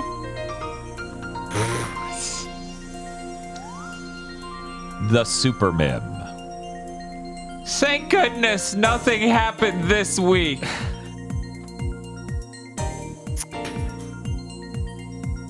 He almost looks like Gojo like that. Oh my god! Ready for that edit. Sarlene. X-Men 97 deserves an award for reintroducing Cyclops to mainstream audiences as a quirked up white boy goated with the sauce. It is funny how fast X-Men 97 like erased everybody's horrible impression from those movies. Bearded Joe. Krungle Spum. Pleochrome. Hades 2 is in a remarkably finished state despite early access. Honestly, it's only missing polish and a bit more art.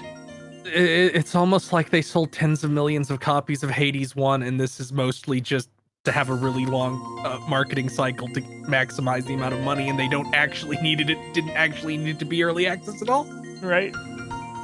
15-hour commentary track. How? See, nobody's gonna listen to it. It's gonna be like how people are now posting clips of the Psychonauts 2 documentary of Microsoft executives saying crazy shit Yeah. that just nobody paid attention to before because it was buried in this 25-hour-long documentary series. We're gonna get that like 2 years from now when Jay Blow says some really out-of-pocket shit and everybody's like, here's him espousing his bizarre philosophy in this commentary track. Yeah. 100% gonna happen. By the way, that clip is unfucking real. I don't want to talk about it in Parlors or. No, we can talk about it in news. Anyways. Microsoft, when it acquires a new studio. Yeah? Your Honor, Xbox. The judge should be Phil.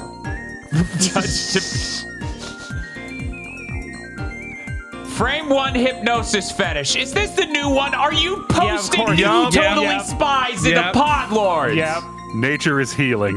No, that Yeah, is not yeah. what this is. No, yes, it is. No! I'm very glad the French are at it again. If they had tried in any way to make it less perverse, it would have lost soul.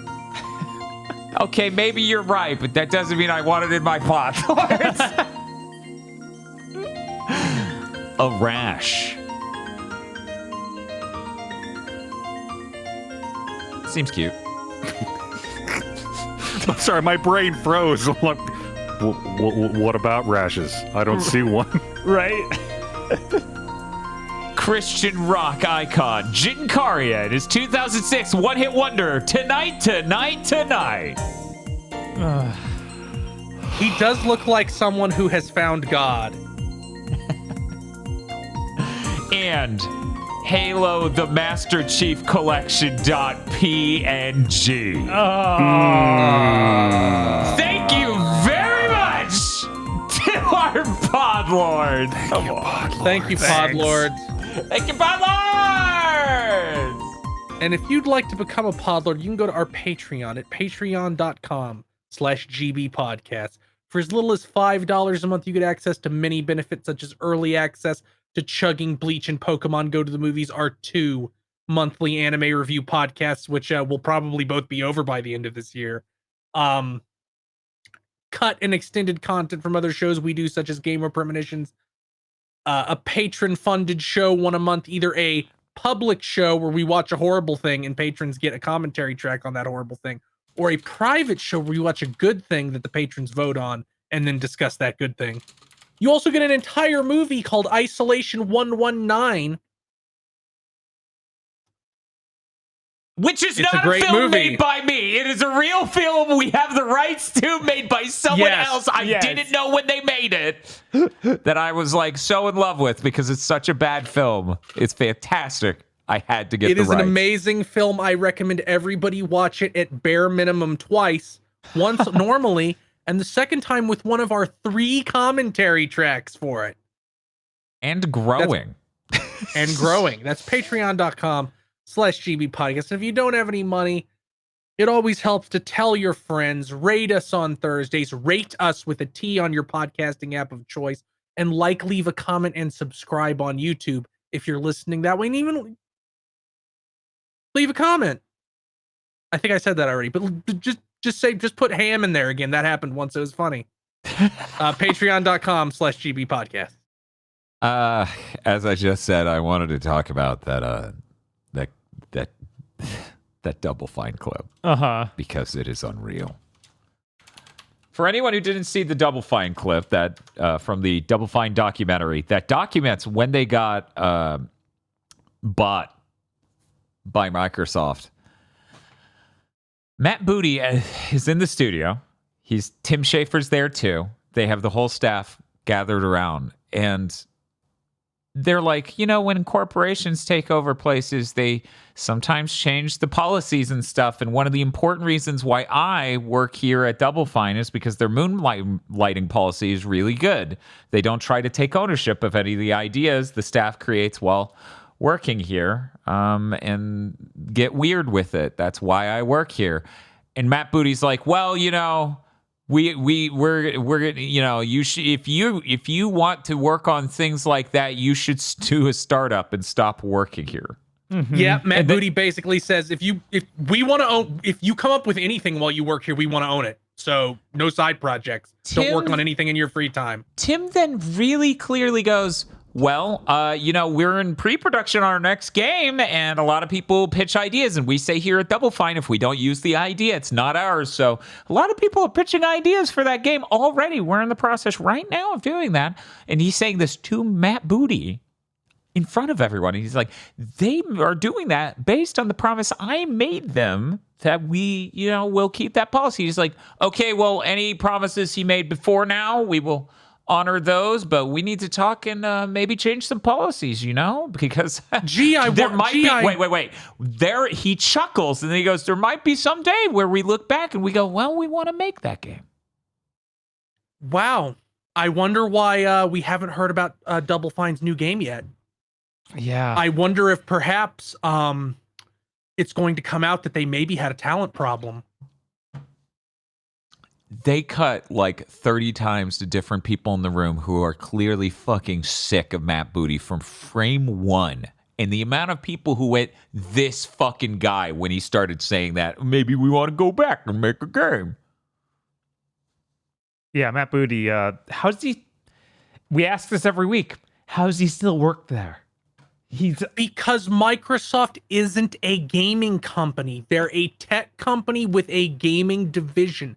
They don't fucking care. They don't give a shit. They're a rounding error, or were, and I'm willing to bet that maybe in a couple of years Matt Booty will be wishing that they had remained a rounding error.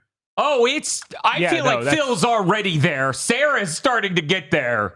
And Matt Booty will be lucky if he works there in 2 years. Right. That's how it feels. Yeah, because the moment they did this acquisition, they were no longer a rounding error, and everything is going downhill since. They were so busy trying to fulfill a prophecy, they failed to look up what the word Ragnarok meant. There's just so many things, even in Psychonauts 2, that it really did feel like they had these meetings where you just throw whatever. And in fact, all of Double Fine's games feel like that. That's one of the better things about that studio, is that just throw out an idea. They don't have to use it. There's nobody's going to judge you for throwing out a weird idea. Maybe it'll work. And I just imagine like them doing that. Okay, what's our next project going to be? And everybody's just fucking silent, because if they speak it at their job, they can never use it.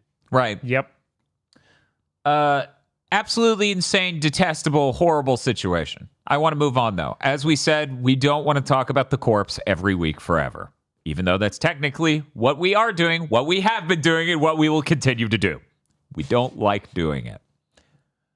Bloodborne card was told no by Sony, so now it is Nightmare card. Please enjoy this PSA.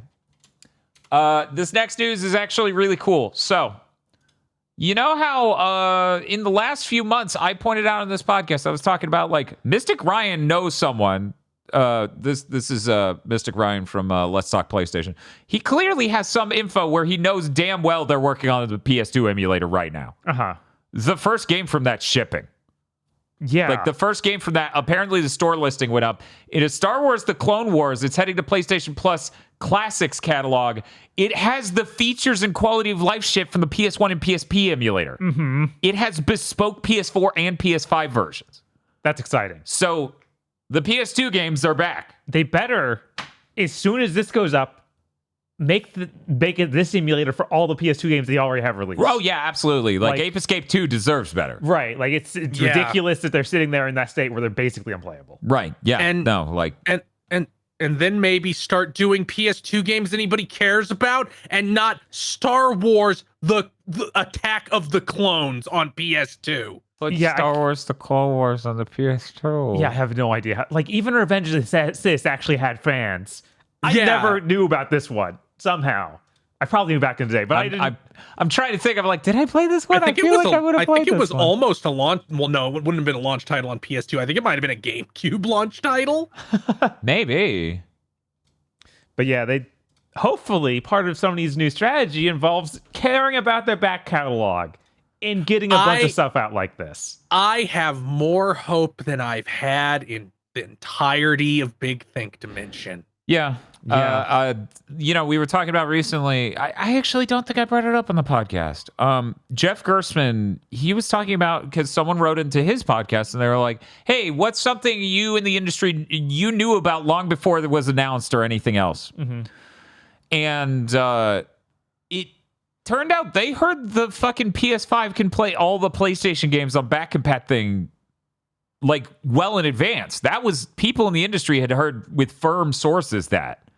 So that must be an initiative they wanted to have happen if it came out that early. I wonder if there was a guy in charge of PlayStation who didn't give a fuck about anything made before 2020. So, interesting news about this. This is apparently that company. You remember a bit ago, that company that's like, oh, we can bring classic games to like PlayStation. Here's our catalog of games we've already done PS1 and PSP of that had people from PCSX2 or whatever. That's Oh. who's responsible for this, apparently, too, it seems like. Crazy. Yeah, that Mystic Ryan video goes into more detail on this. I think he even implied that that person was in charge of the PS2 on PS4 emulation back when that was being done on the PS4, and that he's since left Sony and he's now a part of this company. That's a very interesting situation. Yeah, I have confidence going forward that they're going to develop this more and look into this more. There was a weird thing over the last week where Toys for Bob's website updated and it had a purple tiki mask with a black background, and then somebody pulled it up and they're like, oh, that was a pre-existing logo. This isn't a fresh logo for the company or anything. That already existed. This is not technically news. Very sad. Anyway, let's see what other news we got going on. I guess we should explain the thumbnail. Sure. Hey, Bob, please explain the thumbnail. Why does Sony have 3 dads? Sony now has 3 dads, and it's a Okay. little confusing. But this Jim Ryan guy vanished. Luckily, I think it was like Kingdom Hearts. He turned into Dark Mist. There was like Yeah, a don't Horcrux worry, situation guys. or something. He just retired, and coincidentally, immediately after announcing his retirement, they canceled every single major game he greenlit and ended every single initiative he started. Chris, I would like to thank you for saying that out loud because we keep saying it in a far more drawn out format every fucking week. And yet every other podcast I listen to says, well, you know, there's no evidence that Jim Ryan was ousted. Well, No, like Jim Ryan didn't exit the company. Jim Ryan moved to another company upstate where he'll have lots of room to run around and order Horizon remakes. So now we have 2 CEOs. The more well-known one of Hermen Hulst, who's going to be the CEO of Studio Business Group. COO? CEO. CEO. Yeah. Okay. Of Sony Studio Business Group. Right. And he's currently the head of PlayStation Studios. So Yes. basically an upgrade version of his current job. Yeah. Where Which, he manages their for people who don't IPs. know, he was like the founder and head of Guerrilla. Right. So that's the trajectory there. So hopefully, he's actually got on the ground experience making video games that makes him suited for this role, hopefully. And hopefully it's not Hopefully. just a bunch of more Horizon product Or live service. or live service. You would like to believe Jim Ryan's responsible for live service given his sociopathic comments on what is your favorite PlayStation games? And he's like, product. Yeah. Yeah. And then the other guy, the other CEO, Hideaki Nishino, he's going to be the Platform Business Group CEO. He's currently the Senior Vice President of Platform Experience. So anytime a blog post on the PlayStation went up on PlayStation blog about the system update for firmware, it was him.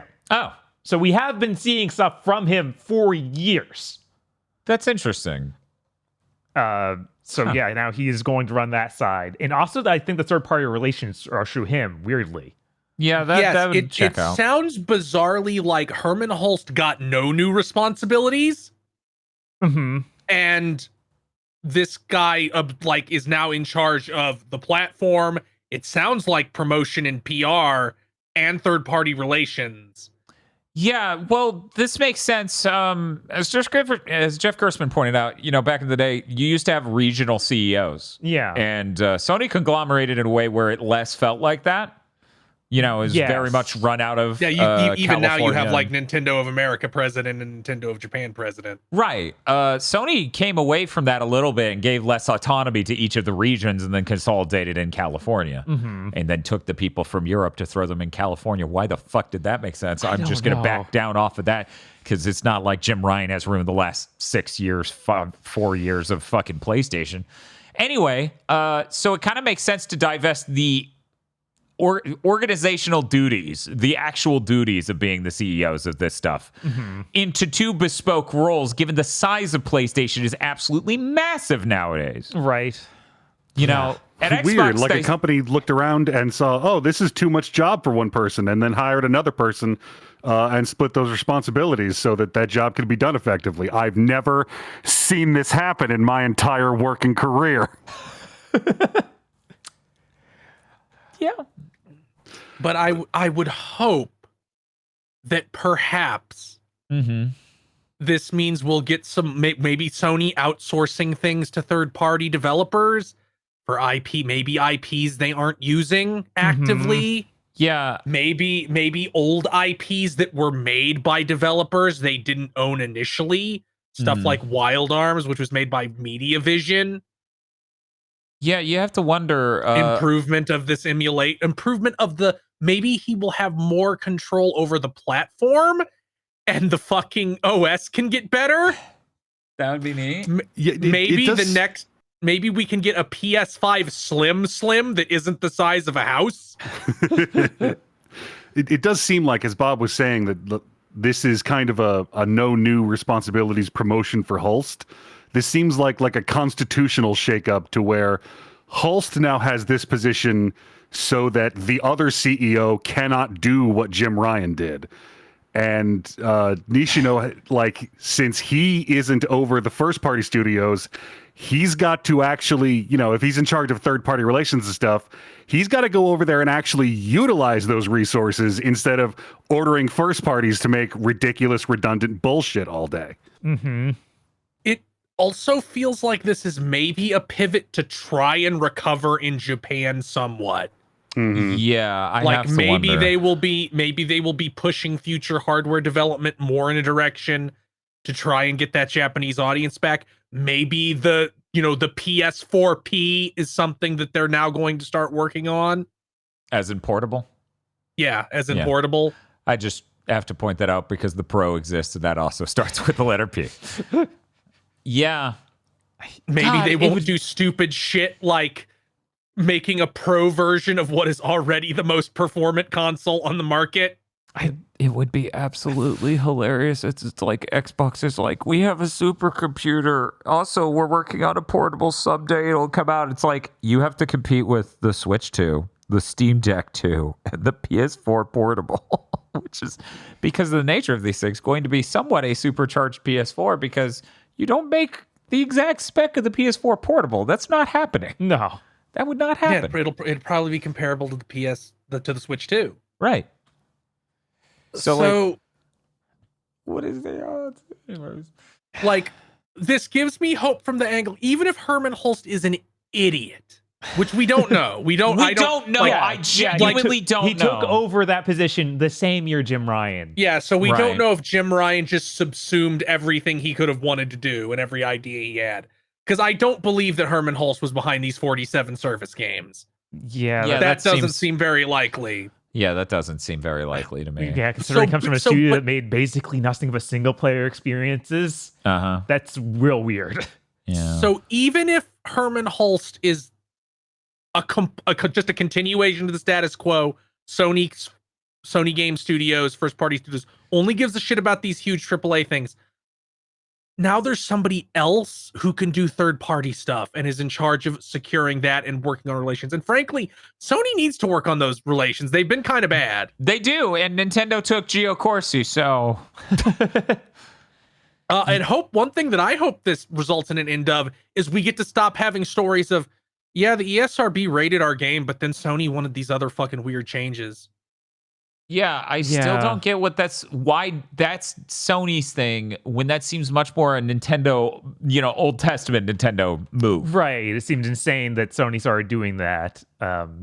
When there's no tangible benefit. Yeah, and I feel like did that start happening when Jim Ryan got more control? Yes. I thought so. Yeah, I don't a think I heard of any of those.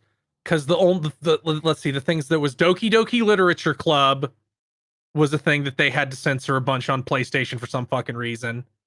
Senran Kagura's happened. Did any of those? I don't think... Didn't they stop happening as soon as PlayStation got weird? I feel like they're made around that time. Because I think that they even came out that he's like, that we can't put them on the PlayStation anymore. Yeah, the producer or director or whatever literally said that's not gonna. Yeah, that would have been around then, I think. And they made those Switch ones that didn't do well because they were weird and small games about holding the girls' hands.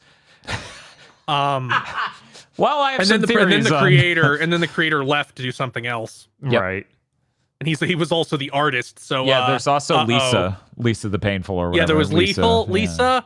There Yeah. was that horror game, like it wasn't Japanese. So people who are like, they're only doing it to Japanese games. No, Sony is an equal opportunity moron.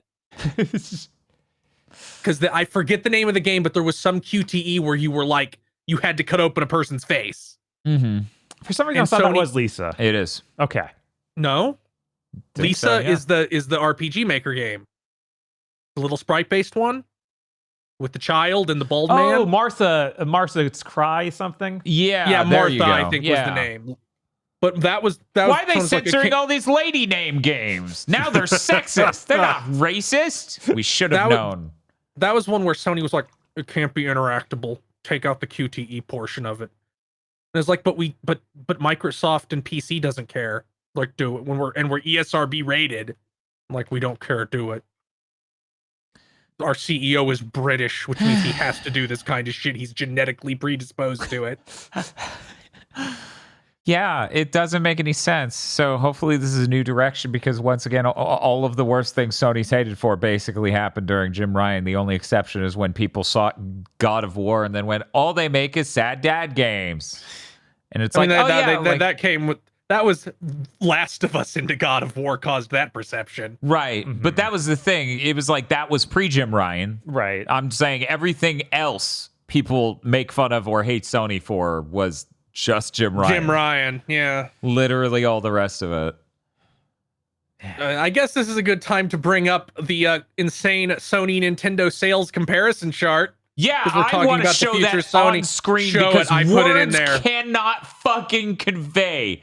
It's not a leak or anything, so go the fuck ahead. You guys don't understand. When we keep talking about this, like, Sony has a problem coming up.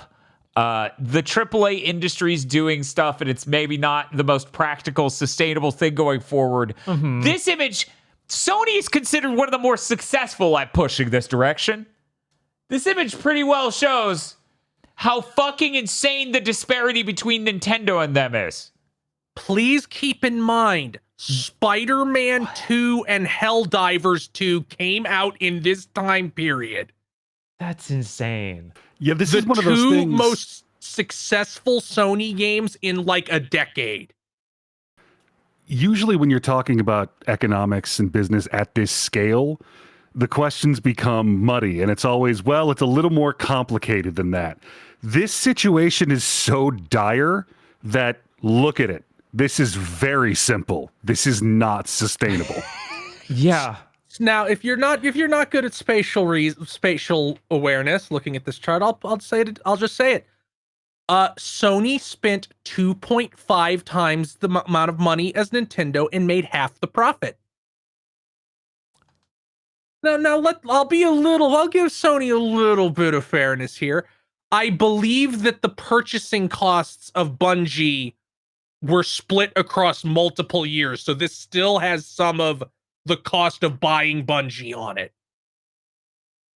But they shouldn't have bought Bungie. Yeah, Right, like that's that. You all know the what's cheaper problem. than buying Bungie? What's Not that, having Dr. done Hermen? that. Oh my god! Whoa. Especially considering that Bungie, seemingly their strategy is to last until the executives can leave with their sellout bonuses, and then the studio instantly shuts down because they've torched it to the ground to survive that long. That's when classic old Xbox Jim Ryan comes in and he just goes, but we own the rights to Halo, right?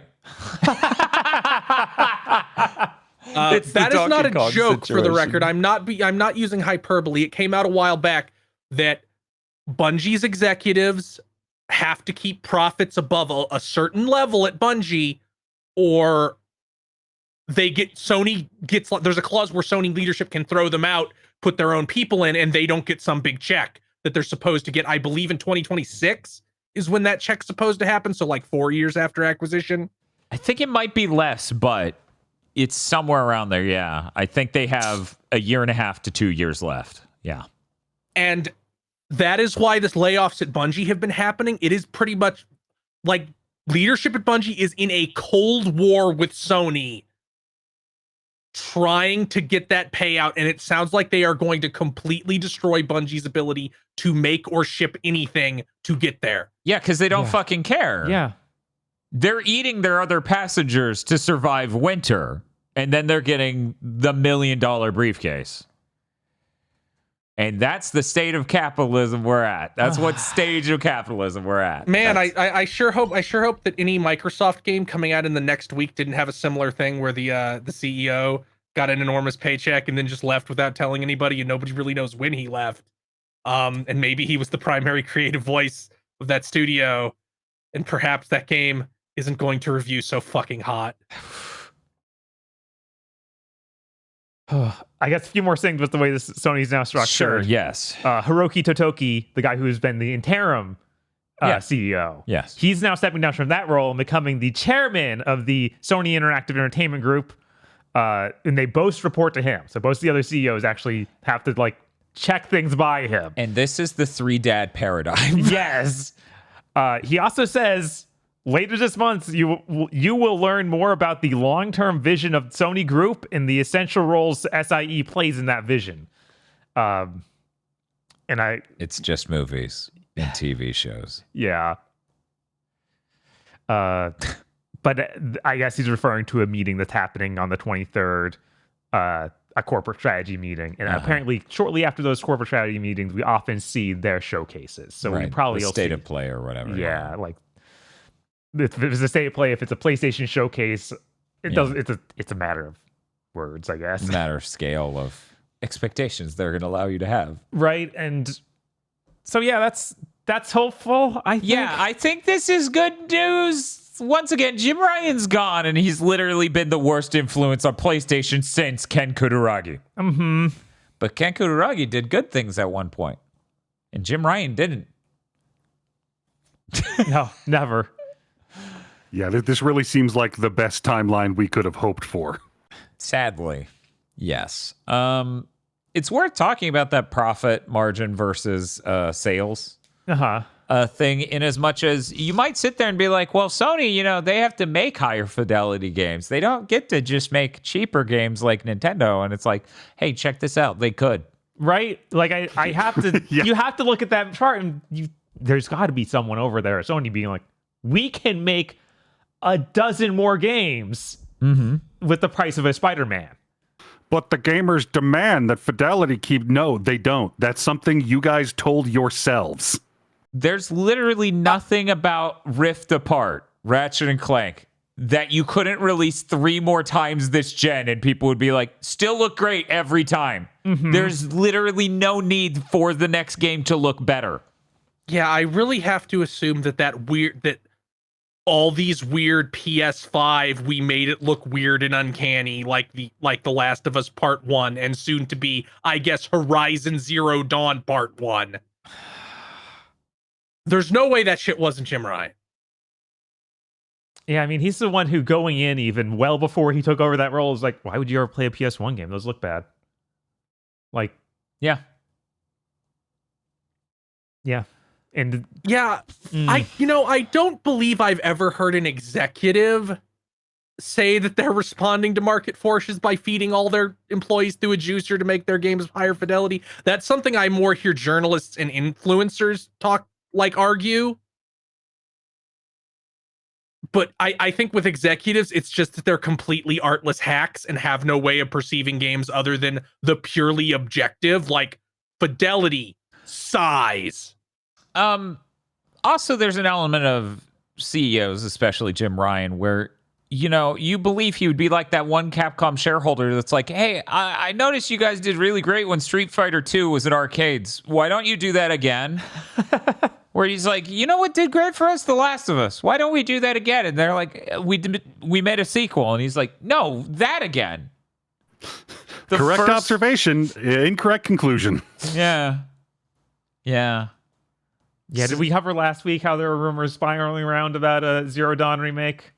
That didn't they delist the original? They didn't delist it. They took it off PlayStation Plus Premium. Yeah. Which we've been covering the Zero Dawn remake rumors for like a year. Yeah, there's a new Horizon rumor this week Longer. Okay, what's that? that they're making a Horizon Lego game. Okay, I need everyone to pause. Everyone, please pause. Chat has been writing that for an hour, and I thought they were very specifically mentally ill. I had no idea this was news. Oh yeah, it's in here. I didn't read that far into your news. Uh-huh. Oh my God. Okay, now Bob, the source I read said like there's a Horizon. Oh, Might be a game. It might be a Lego set. We don't know. okay. They already have released several Lego sets. Damn it. So, Oh, that's gonna have the worst tone of a game ever. mm-hmm. Yeah, Maybe it'll be funny. Maybe it'll be funny. It'll probably be funnier than Horizon is when it's trying to be funny. It's so weird to do a Lego version of a like a teen game. It's like, it's so weird because every other one of these is something, just some enormous IP like Batman, Star Wars. These Correct. things everyone knows. All of Marvel. All of Marvel. But Horizon's huge. It's like, is it just Horizon? What? Horizon's huge. You don't even want to make a PlayStation Lego game? No. There's no value in that. There's value in a Horizon Yes. Lego game. Yes. I'm hitting the doubt button on this. Yeah, this feels unlikely, but it'd be real bad. Man, I saw some footage of that Funko Pop game that's coming out this year. That's made by Lego people. Lego game people. It might be like, it almost put me into like a suicidal fugue state. That's how you know it's Funko. Imagine you're looking at a Lego game, but instead it's like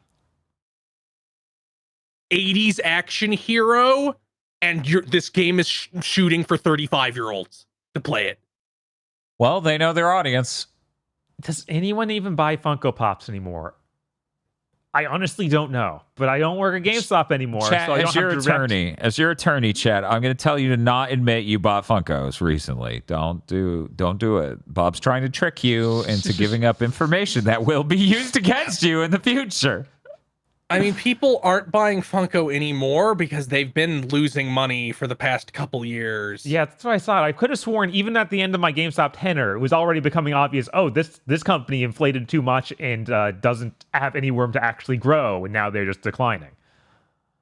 So about how you could take anyone from a random grocery store and put them in charge of Xbox, and they would be more aware of how products work.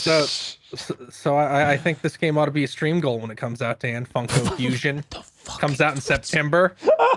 Fuck was that? That didn't even feel like you put a gun down and then shot me with it. It just feels like you said a bunch of words and then shot me. They had nothing to do with each other. It has characters from 20 different franchises, including Back to the Future, Battlestar Galactica, Child's Play, Five Nights at Freddy's, Hot Fuzz, Invincible, Jaws, Jurassic Park, Knight Rider, Masters of the Universe, The Mummy, Scott Pilgrim, Shaun of the Dead. I forgot what this is. This is What? Funko Fusion. Oh, please don't remind me. I was so happy when I didn't remember what this was. Voltron Legendary Defender and Xena Warrior Princess.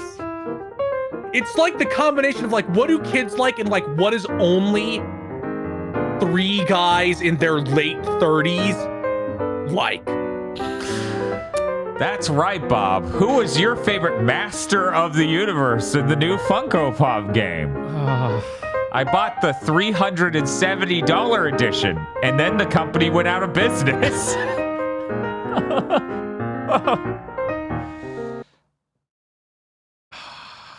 How is it this bad? I don't know. How is it this bad? Oh my God. Wow. Let's just move on. Sure. We'll just keep the head down. Do you want me to go with mine? Sure, yeah.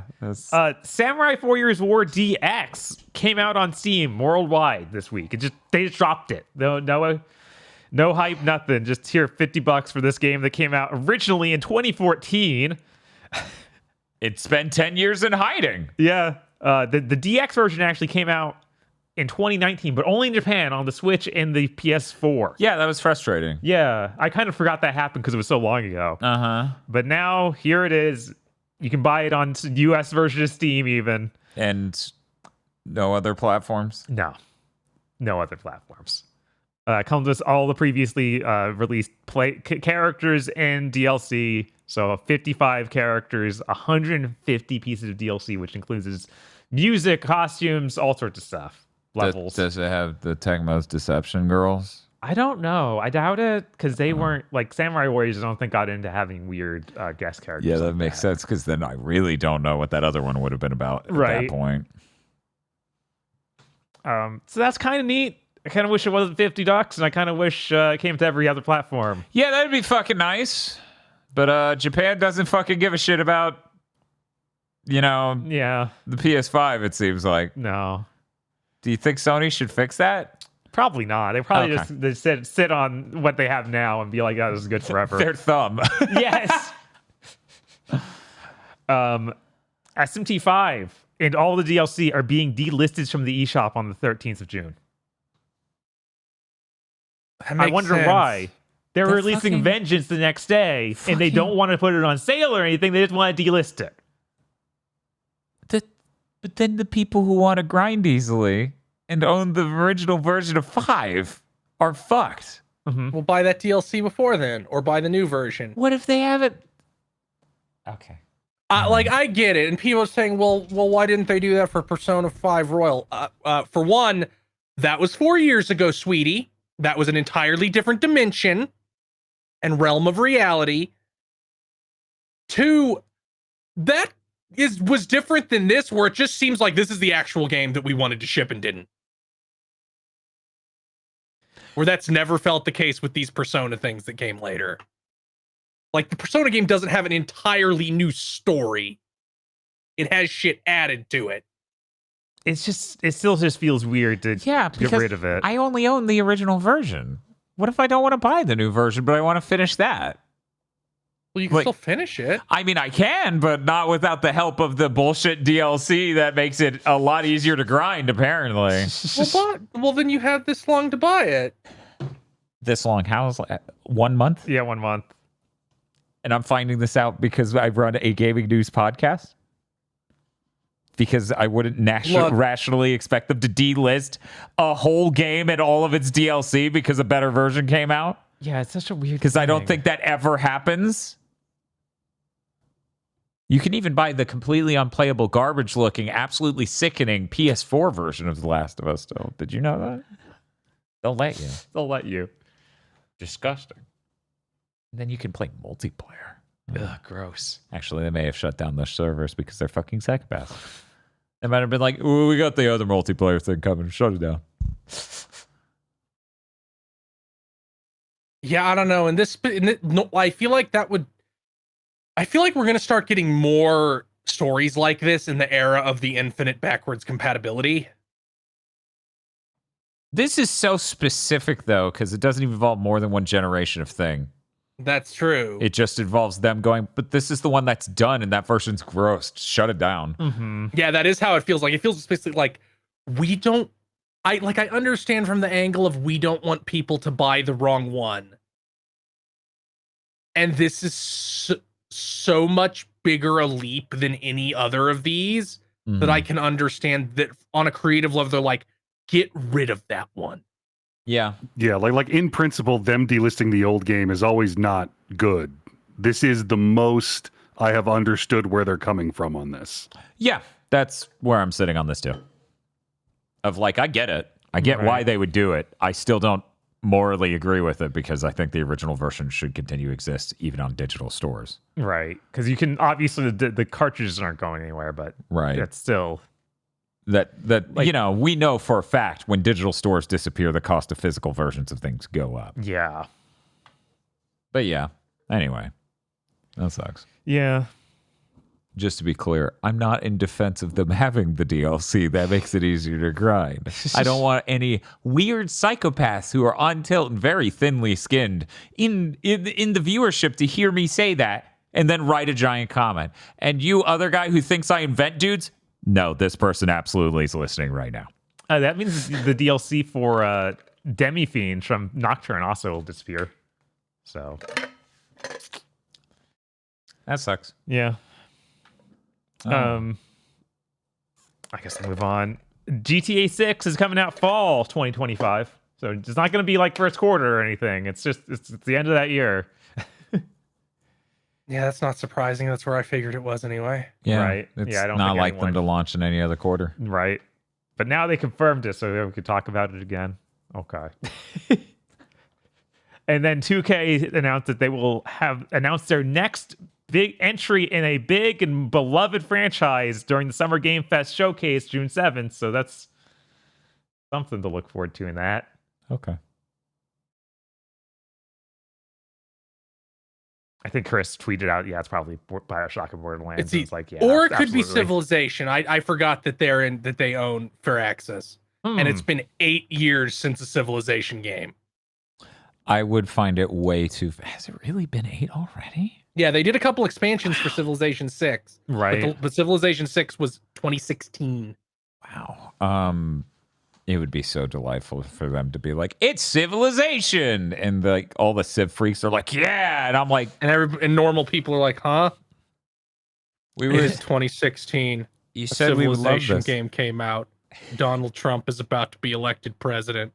Oh no, It's no, no, no, no, 2024. no. Whoa. Is that it? That's all my news. That's great. That's great. Thank you, Bob, for the news. Okay, I guess I should go. Okay. I'm gonna skip around a little to try and keep the terrors all in one batch. Thank you. Our guest is not ready to come out yet. One-shot developer Future Cat Games announces Margin of the Strange. It is a garden-themed mystery game that will be on PC at first. I don't even know how the console versions of One Shot work since that game's so quirky. That's it. Assassin's Creed Shadows comes out November 15th. This is what Assassin's Creed Red was. Mm-hmm. The twin characters are Yasuke and a shinobi girl who I believe is not a historical figure. Yeah, probably not, but you can always get away with that with the ninja. It's just like, yeah, of course, history didn't document them. Because they were good at their job, damn it. They have 2 expansions in development for this, so this seems like there's not going to be another one of these for a while, like another normal one, because since Hex seems to be some entirely different game, they just decided to call Assassin's Creed. Because they have some like $150 versions, like includes 2 expansion packs. Which I feel like they did for the last one of these Witcher ones. Yeah, I'm pretty sure Valhalla did have 1 or 2 expansions at launch that you get for buying the more expensive edition video games. Did it? Yeah. I don't know how much it costs, but I'm pretty sure it did have a DLC that was available frame 1 at launch. Yeah, but no, this is separate from those. This is framed like this is big chunks of content that will be in the future. Oh, no, I mean like they sold it to you at launch. It wasn't available until like a couple months later or something. Odyssey was still getting DLC after Valhalla came out. Yeah, that's true. That is true. Too. Okay. Like, they just have an insane tail on these. Mm-hmm. I'm really scared that Ubisoft made the mistake and expects this game to be as or more successful than Valhalla, the one that came out in the highest period of consumer spending in video games in human history. Because just everything about this trailer looks really expensive. All these editions seem like they're planning on supporting it for multiple years. Or is it going to come out like it only sold 12 million copies? We had to kill everyone who ever worked on it. Yes. Yeah, I know. Like this is part of why I am starting to get Dan's I can't even be excited about AAA gaming anymore, because I just see graveyards walking around. Yeah, it's really fucking grim out here. Yeah. This was just a CG trailer, though. I'm not going to assume it's insane until we start seeing a gameplay trailer. It's been 4 years since the real one of these. I know. I'm so worried it's going to be like, we made the largest game in human history. It has 9,000 people in the credits. Probably is. Probably does yeah. that. It probably will be the one of those final nail in the coffin sort of situations when it can't sell as much as they want it to. I have to wonder, like, I assume Valhalla did really well because, like you said, it's in that. Valhalla did insanely well. It sold like 20 million copies. Okay. That makes sense. It was I think it is- 2020 I think- after all. Right. I think it is the best-selling Assassin's Creed game, period. That would make sense. Yeah. Like, I think by mid 2022, they were like, it's made over $1 billion. I sure hope they don't expect that again. So, Bob, Yeah. you've been wanting an Assassin's Creed that is in fact cool and about Japan. I Is feel like I wanted they it said years it and years ago. and not Witcher style? Yeah, Did no. this Yeah, trailer do anything for you? Did you watch it? I watched the trailer, yeah. Okay. It's kind of neat, but again, I need to see what the game looks like. Right, If it's yeah. going to be super Witcher style and I can't assassinate a guy. There's no doubt in my mind it's going to be Witcher style, because one of the things in this thing was like, go to your base and craft and upgrade gear. One might easily make the argument that 50 Cent is more of an assassin than modern Witcher people because of his what was it? His kendo move? His Yes, kendo his moves. kendo moves. Stabbing people to death really fast. Man, I sure hope Ghost of Tsushima 2 isn't directly on top of this I know. game. If somehow Ghost of Tsushima 2 this and Rise of the Ronin are all launching the same year, I'm like, how did you do it? And how is the only one that somehow made money Rise of the Ronin? Oh my god. I mean, yeah. I would be so upset if Sucker Punch didn't make any money off of Ghost 2. Right. It's like, why? Why is it like this? The last game looked immaculate. Just have it so we don't have to stupidly, slowly follow someone on a horse. Yeah. But what I was going to say is this has the two protagonists, so there's a slight chance in my mind you play as the ninja girl. She can assassinate people. You play as Yasuke, the samurai dude. He actually have to fight people and has Witcher stuff. And that even that delineation would be enough for me to maybe enjoy it. That does seem like what you would do. You will play as her in 3 story missions. No, it says you can seamlessly switch at any time. It sounds like you can Ooh. do anything with both of them. Which I think is how Syndicate worked.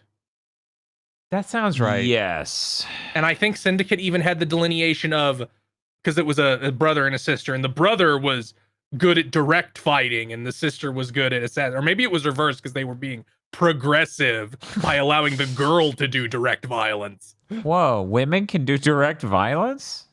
That's crazy. It's so funny. In the trailer, she has the assassin's blade, but I guess she has some sort of gauntlet so she can grab it and then hold it like a ninja sword. Oh, that's fucking sick. Oh, wow. Yeah, I'm really excited to see some more of this game undoubtedly next month. And it's cool that they are actually characters. Like Yasuke is that historical figure, and they might actually write things for these characters to do, kind of like they did in old Assassin's Creed. Instead of I believe Origins and Odyssey both were like a create your own character sort of situation where they weren't a person. I think they were still people in. They just had dialogue options, which I assume they will still have. Hopefully not. It's a big open world game. Even Horizon has those. Bob, we need to hear 2 versions of the same conclusion based on what I select. Okay. Okay, got it. Toys for Bob seems to be teasing another Crash thing. They put up like a big purple tiki mask on their main page. And they did say before that they would still be working with Microsoft in some capacity. People think Spyro may also be involved because Urpel. Yeah. As I was pointing out earlier, that isn't actually a new asset. But they did update their website and did show up somewhere on their website. And as Chris was saying, they are still going to work with Microsoft on something. So it's entirely likely that it is an Activision property. Spyro 4. Spyro is so much a better franchise than Crash. Crash shouldn't have gotten a fourth game. It should have been Spyro. Okay, as somebody who loves both of these franchises, I'm deeply offended by you saying this, but at the same time, Spyro is much more adaptable to modern sensibilities. Why the fuck aren't you making a Spyro? What the fuck's wrong with you? So Crash already had a fourth game 23 years ago. Wrong, and you're banned. I mean, so did Spyro. Spyro had the weird, serious tone. He looks weird, and there's a girl Spyro, and it's about melee combat now. Trilogy of games on the PS2. Man, Yeah, he got a 7th gen reboot early. man, if I had seen the GameCube Spyro game running at its glorious 10 frames per second and was flashbanging back to that moment during this conversation, that sure would be rough for me right now. Thank God that didn't happen. Wayfinder, that is the Melee Borderlands. It was supposed to be like a free-to-play thing, I think, originally, or maybe it was a buy thing, a thing you had to buy into. It was made by Joe Mad Studio, the Darksiders guy. I forget what it's called, like Airship. Because I remember when I was streaming Darksiders, it was like, oh, Airship Syndicate. Yeah, so it is indeed his studio. I was like, oh no, we're never going to get Darksiders 4 because he had to make this. And this isn't going to make any money ever. Well, they have announced they are rebooting it into Wayfinder Echoes. They're getting rid of all in-game monetization. It's not going to be mandatory. It seems like they're turning it into Diablo. I did play this in beta. I don't feel like there's any salvaging it, but we'll see. Because it's an action RPG, but everything interacts as if you are playing an MMO. So you swing wildly. There is no hit reactions from the enemies. They just take damage. And it all feels real goofy. Well, maybe that might be it. They also said they were rekeying the combat. So maybe since it won't have to be online all the time now, Yeah, because they can make that feel better. Right. something you do because you have an And online check-in, it will be $25. Okay. No microtransactions. All they said there will be no in-game microtransactions. They are turning it into Destiny or Diablo, where it's just like you can play it on. You can do online co-op if you want. You can play it solo. Do this stuff. Get your loot. I hope it works out for you, Joe Mad. Yeah, like good luck. Right. Like that's the ideal situation for these completely failed service games. Ooh, apparently this week Wayfinder sits at 18 players on Steam. Yeah, of course. No doubt. Well, they're all whales, right? All Sure. 18 of them? Activision announced they're opening a studio called Elsewhere Studios, making an AAA genre-defining blah, blah, blah, blah, blah. It has staff from Naughty Dog, CD Projekt Red, and Ubisoft. I don't expect them to release anything, and I expect them to be shut down in 2 years. Yep. That's your rule of thumb, folks. A studio does not exist until it ships something. Especially since this is under the Microsoft umbrella, so they're going to be in there immediately meddling. No shortage of feedback. Okay, Except now for we when have there's some a horrors. shortage of feedback, and then they just shut you down anyways. Now we have some horrors.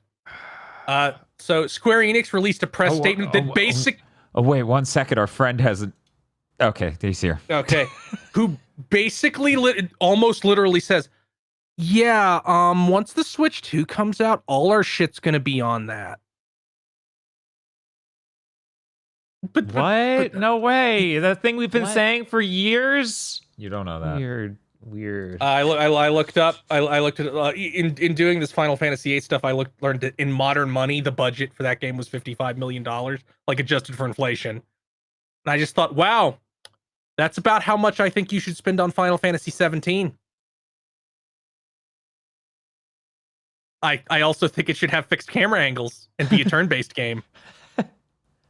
That really helps get the price on that kind of shit down. Profits were down 70% for the year due to all their gigantic we canceled all this shit write-off. Their profit went down by 70% because they wrote off, what was it? Only 120 million? 150 150? million, yeah. Mm-hmm. I mean, that contributed. Other things contributed. Yeah, also. I was going to say 70%'s fucking massive for 150. Like, they have to have spent more money than that this year. Yeah, no, they said they also missed the sales targets for Final Fantasy 16, Final Fantasy 7 Rebirth, and Foam Stars. Which wow, maybe don't put your big, huge, expensive games. First of all, maybe those games should have been slightly smaller and less huge and expensive. But maybe they shouldn't have been exclusive to a platform with not nearly as many users as your previous slate of big, expensive games were on. Maybe I don't. What the fuck did you expect? They also expected the stupid COVID shit. They're also morons. Oh, of course, that's definitely part of it. Yeah. Also, Foam And part of Stars it is such a fucking miss. Yeah, no. Yeah, Foam Stars sold 0 copies. Yeah, I was like, I don't think that thing, if they should have even had a trajectory. It's like, what was your target? 0. God, 70%. So yeah, they're gonna do the shit that we keep saying that they should do, and just everything's gonna be multi-platform on the Switch too. Everything. Which Who could have seen this transition for the gaming industry coming? They were already multi-platform on so much stuff that it was, yeah. Yeah, Like, now it's just literally them announcing that for the blockbusters. That's Right, it. Because practically everything else is multi-platform. Was multi-plat. The only shit that wasn't was Final Fantasy 16, Final Fantasy 7, and the 2 versions of Final Fantasy 7. That was it. Yeah, the And I guess blockbusters. Visions because the Switch 2 isn't out when that game comes out. So, hey, how do you think this news might affect the development of Kingdom Hearts 4? The game that's designed to run on Unreal Engine 5 and push a bunch of fidelity that you may not be able to achieve 100% on the Switch 2. I forgot they said they were using Unreal 5 for that. I That assume doesn't that- even make sense. I mean, based on what they show, that makes sense. You saw it. Yeah, it's just seeing what they could do with 4 on Rebirth. It's like, why even bother upgrading ever? Right. Yeah, I I'm assume there with you. it will be de-upgraded at some point. Yeah, you would have to be fucking insane to not put Kingdom Hearts on the fucking Switch 2. Yeah, Because it could I will run be Kingdom Hearts, yeah. I will be stunned if in the first year of the Switch 2 that Kingdom Hearts All-in-One Collection does not ship on the Switch 2. Yeah, that would be fucking weird. I mean, I expect we get an announcement that Kingdom Hearts 4 is in fact coming to Switch 2. And then we get the announcement of, and in the meantime. right. Mm-hmm. Yeah, there might be like delays for the super high-end stuff that was already deep in development because it has to come down. I mean, that Kingdom Hearts 4, that trailer came out 2 years ago. Was it 3? 2 or 3 years ago. If it was 2021, I believe. If it was aiming at Unreal Engine 5 and development has been progressing like it is aiming at Unreal Engine 5, if they're going to get that on the Switch, and that's going to be an absolutely miserable version of that game, or they're going to have to start ripping things out, which means it would qualify as one of those games that's going to take a little bit longer to come out than previously expected because they're now... What a weird concept. It's going to take a little bit longer to come out because we need it to be lower fidelity. Or they can just try shipping it with that. No, it's a cloud game, but we're going to pretend it's a real game. No, I kind of try that again. no, not a chance. Yeah. They're also doing some layoffs in their American and European branches, which makes sense considering that they're like, we're going to stop outsourcing to these studios to make bad things like The Quiet Man. Layoffs are in publishing, like I just said, IT, and their indie thing, Square Enix Collective, which I guess makes sense because I looked at what things have put out under this SE Collective label, and the only even remotely big slam dunk was Power Wash Simulator. Yeah. Yeah, you'd think that they would still have been looking for more stuff like that, though, but I guess not. Yeah, no. I get when you have one win in like 8 years, I understand them going, what's the point of this fucking division? Yeah. So really what we're seeing here is them announcing that their blockbusters are going to be coming to everything because they really needed to sell a lot more given how high they're aiming. We're hearing rumors of the thinning out of things you would expect from them, that middle tier, that some of which wasn't announced, thinning out a little bit. And now they're cutting all of these. So what, are we just getting bigger blockbusters, but they're on everything? Is that a winning strategy? Isn't that the problem? I don't know. I don't know. It sounds like we'll have to see. I'm hoping that when it says the mid thing is thinning out, they mean that mid tier of bad thing. Like Balan Wonderworld and shit like that. Balan's a lot more expensive than things like the Quiet Man and other things like that. The Quiet Man, but Balan, I don't know. Like, I can't comment on it until it starts happening. Yeah, I'm interested in seeing it play out, but based on everything they've said and the rumors behind the scenes, it sounds like the middle tier of games may be evaporating. Things that aren't, that aren't the indie shit we were just talking about with the SE Collective, but also aren't 7 Rebirth. It sounds like the middle there is sort of thinning out. Yeah, which is, it's weird because I feel like if properly inspected, that middle tier could be really cool. If properly finished and budgeted and released in a sane manner. Right. Because they fucked up on every end of that with all of those. They did. At the same time, like, the Switch 2 will shackle their aspirations a little bit. Like, they can't make Spider-Man 2. Oh, right. No, but they could make Miles Morales. They also... Miles Morales didn't cost $300 million. I forget his name. The producer who normally works with Yoko Taro announced that he and Yoko Taro are working on something. It might be near 3. We won't say. So that's cool. I don't know why it took you this long to start that, but all right. They've been busy. I don't know doing what. But They released that mobile game that's now dead. And the remake of the original Nier. Yes. And I think that's it. Yeah, I think so. I think that's it. It would be so good if it was Drakengard 4. That would be pretty funny. That would be great. But yeah, maybe we could get a Drakengard that runs well. If we can get the middle tier they actually look like Nier Automata, that'd be great. Yeah. Because obviously that's not like a Final Fantasy 16. Yeah, I don't know what I don't know what internally they consider what tier. Like, is Visions of Mana high tier? Yeah, I assume so. I would put Visions of Mana budget clearly above, say, a Live Alive remake, an Octopath possibly, a Triangle Strategy, things of that ilk. I would definitely say Visions of Mana is more expensive than those. Right. And they released so many of those. Like Harvestella is not as expensive. It is nowhere near as expensive as Visions.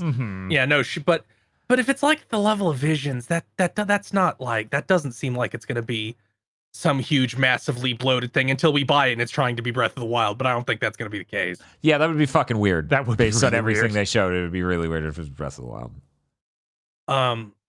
Did you know that Triangle Strategy got completely decapitated by word of mouth? Really? That game sold 800,000 units in the first month, and then sales stopped. Huh. It took them a full year to get to 1 million. That's really weird. And that includes them releasing on PC later.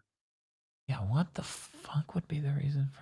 I don't know. I didn't play Triangle Strategy. Aggro? Do you have any? I mean, I did. I really liked it, but I remember all I heard was people bitching about it. Yeah, so weird. Hopefully that didn't scare them off from making any more tactical games. It's like, you have a franchise, you can put the title on there and sell. There's still Final Fantasy Tactics from that Nvidia leak that was not wrong about anything. Well, unless it's been canceled. Unless it's been canceled. But I don't think a fucking remaster of that's going to get canceled. Depends what scale it was. Yeah, it depends if it was Good, because if it was higher scale than just putting War of the Lions with that doesn't take forever to load, then I don't want it. Die. Hey, if it looks like Super Mario RPG remake, like if it is just a really, really high fidelity, the same sprites faithful, I absolutely fucking want that. Like, You tell me they're working on an HD 2D remake of War of the Lions, I will shit myself to death and die regretting that I don't get to play that game. please, no one tell him that. Yeah. I don't want Aggro to shit himself to death and die because that funeral is going to be depressing. I hope Acquire still gets to make their stuff like Octopath, because Right. Octopath was really successful. Yeah, all those sold really well. They made this technology a lot of other studios are now using, the HD 2D technique. Yeah. So I it'd be assume fucking Really insane screwed up if that was if they lost their contracts. I mean, Octopath moved 1 million units in like 4 months. Right. So I think the Octopath's pretty safe. I think if anything, maybe them making their knockoff Matsuno game is not. But I don't know. We'll have to see. Like it feels kind of like they need to release we need like 3 more years of releases before we can really determine a pattern. Yeah, it's hard for me to be positive about the specific things they're saying because the blockbuster stuff, once again, I haven't really dug into 7 Rebirth, so obviously this doesn't reflect that.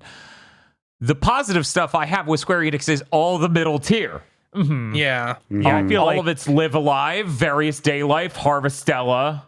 like Rebirth is the first good blockbuster since Kingdom Hearts 3. Yes, That's a long time. it is a long time. And I would say before Kingdom Hearts 3, I don't know if there was one. Like Yeah, if before we're the not PS2. including Nier Automata, then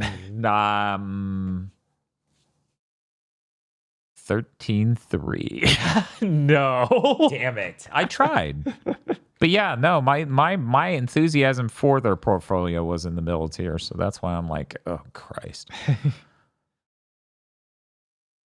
Anyway, we'll just have to see. Yeah. Yeah. Like I said when the reports initially came in, I can't bash them for 5 years for releasing tons and tons of shitty games. Mhm. For then going, we're going to try to stop doing that. Maybe they should try developing some more producer talent. So Mhm. it doesn't feel like they're like, we only have so many good producers, so we can't have that many games in development. Fucking, they basically said there is a shortage of feedback. Yeah, I do wonder if it's just as simple as like, well, we don't have the people to oversee tons of small projects and ensure their quality is high. Mm-hmm. We have to focus our production more in a smaller amount of larger games. Yeah. And also not outsource a bunch of shit to studios that are bad like Artoon. God, that was such a mistake. They did promote a bunch of creatives to executive positions, and whenever that happens, I get a little bit more confident. Yeah. Because at least that means there's people who aren't soulless fucking bean counters entirely in control. Mm-hmm. But I don't know. We'll have to see. Ubisoft has canceled Tom Clancy's The Division Heartlands. Yay! I mean, oh no, what happened? Please, somebody make a supercut of all the times we brought up this game and said it will be canceled. I like one of the only tweets I saw about that today was like, I beta tested this game.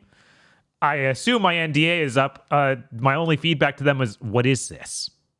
Yeah. He posted a sign that was inscrutable. I saw this announcement, and my first thought was, dear God, please let this not have been like a money decision. Please let there have been something incredibly horrible in this game, intrinsic to its structure or plot, and they just couldn't ship it. That sounds like something that would sneak its way into an Ubisoft game. No fucking way. It was purely money. Especially since they said the resources will be diverted into Rainbow Six and X Defiant, which comes out this month, I think next week. Oh my God. If that game's free to play, I will absolutely play it. I don't know if it will be, but I want to know. It will be free to play, they said. Okay. And it comes out May 21st, so Tuesday, I believe. Ooh, that's the same day as It's Hellblade. Hellblade. and I think Wuthering Waves.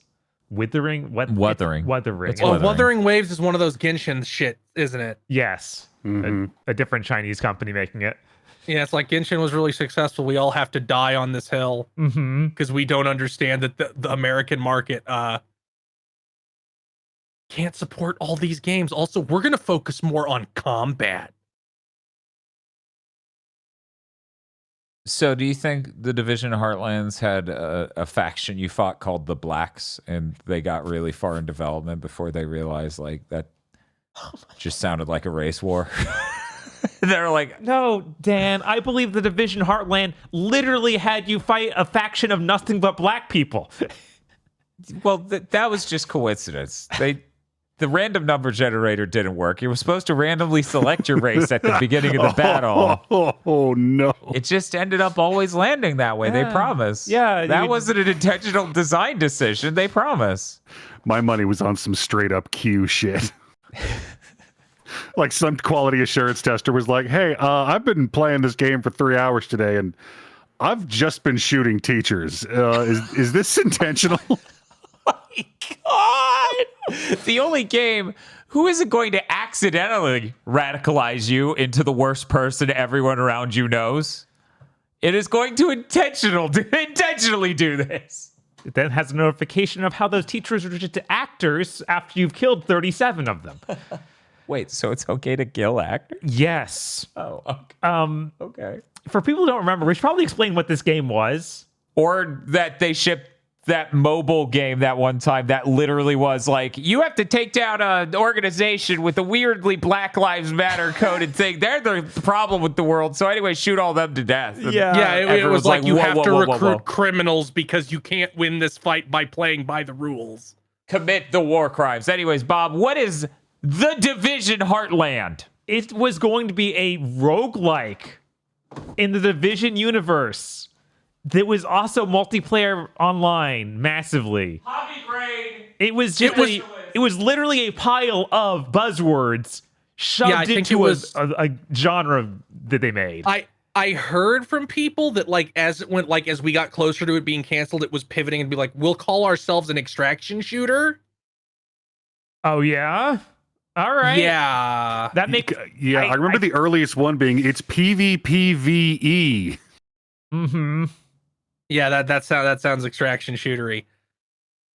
But I know that they were also pushing it's like a roguelike, but I guess that's also extraction shootery. So yeah, it was just I hear like it came out. This was maybe supposed to be a multiplayer mode for 2 that got spun out into this project. that would make sense. I How many years were they working on this? I don't think so, because this was being made by an entirely different studio than made The Division 2. That should stop it, but I feel like with Ubisoft that doesn't matter. They made Star Trek Bridge Crew and Assassin's Creed Nexus VR. What? So this is a VR team making this? I guess. Well, before that they made. Oh man, the last 3 games they had made before this were VR games. Weird.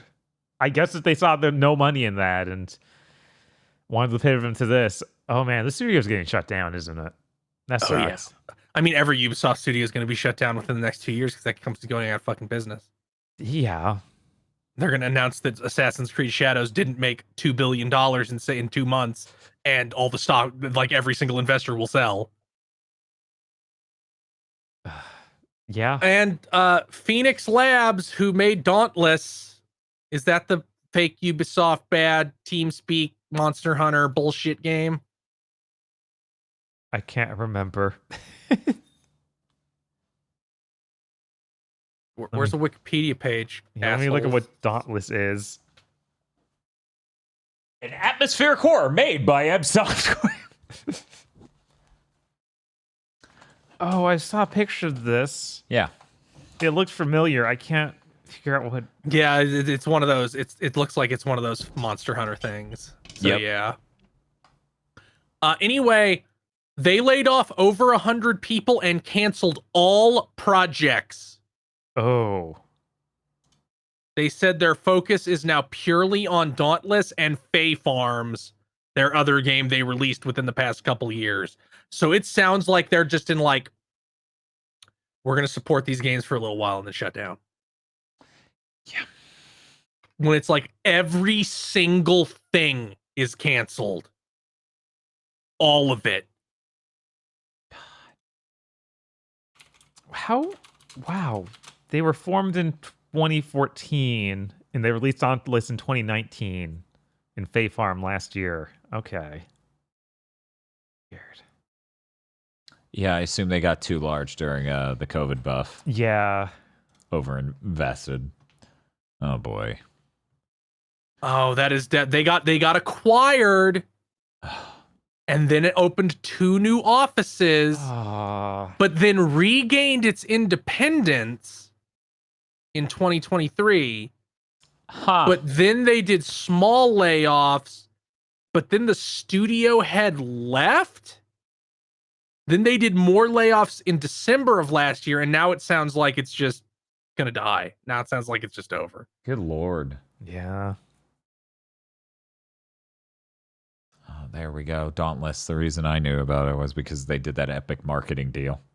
They're like, it's available on PC exclusively through Epic Game Store. Yep, that sure was a thing that happened while they were acquired, I believe. So I wonder if they saw any of that money. I'm willing to bet no.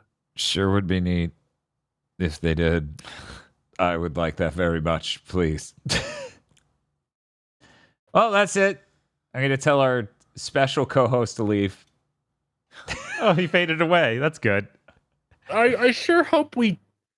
Who am I fucking kidding? We're gonna see all sorts of depraved shit up until the game events start happening because they want to get their bad news to be buried by game announcements. Yeah. So we're gonna see some depraved shit over the next 2 weeks.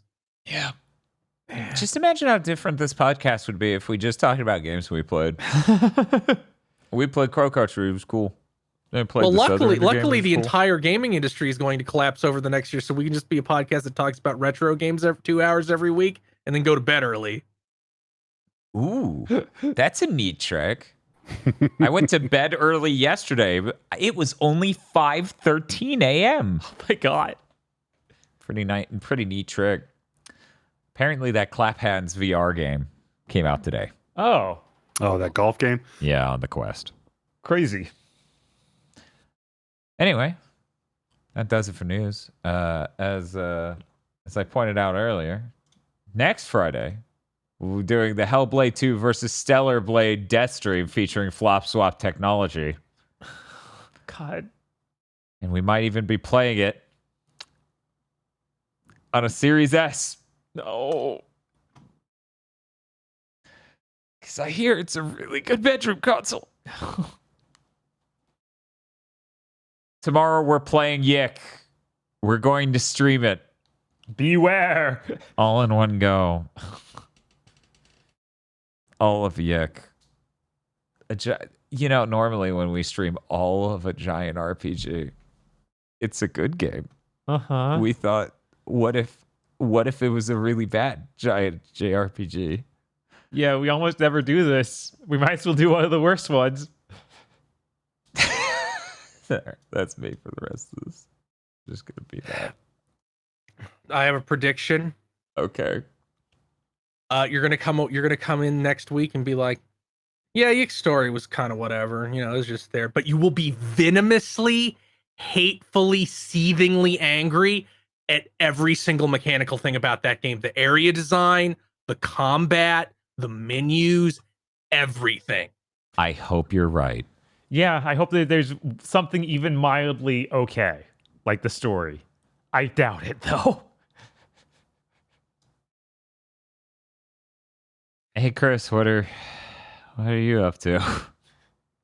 I'm gonna stream Final Fantasy VIII and show people how to break that game, Oh my god. and also probably show people why you shouldn't buy Final Fantasy VIII Remastered. Yeah. Hey, Bob. Hey, what's up? I'm really in shock over the news. Me too. Are you? I don't. You seem more exhausted. That's it.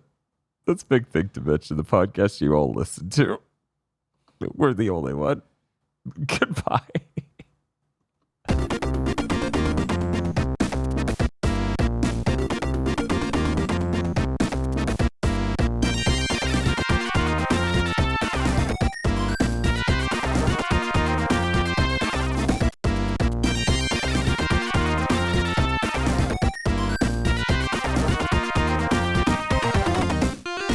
Thank you very much for listening to this episode of Big Thing to Mention. Big Thing to Mention was possible because of you and your support over at patreon.com/gbpodcast, where you can get early access to Pokemon Go to the Movies, Chugging Bleach, exclusive access to extended armchair devs pitches, extra gamer premonitions, and more. That's patreon.com/gbpodcast.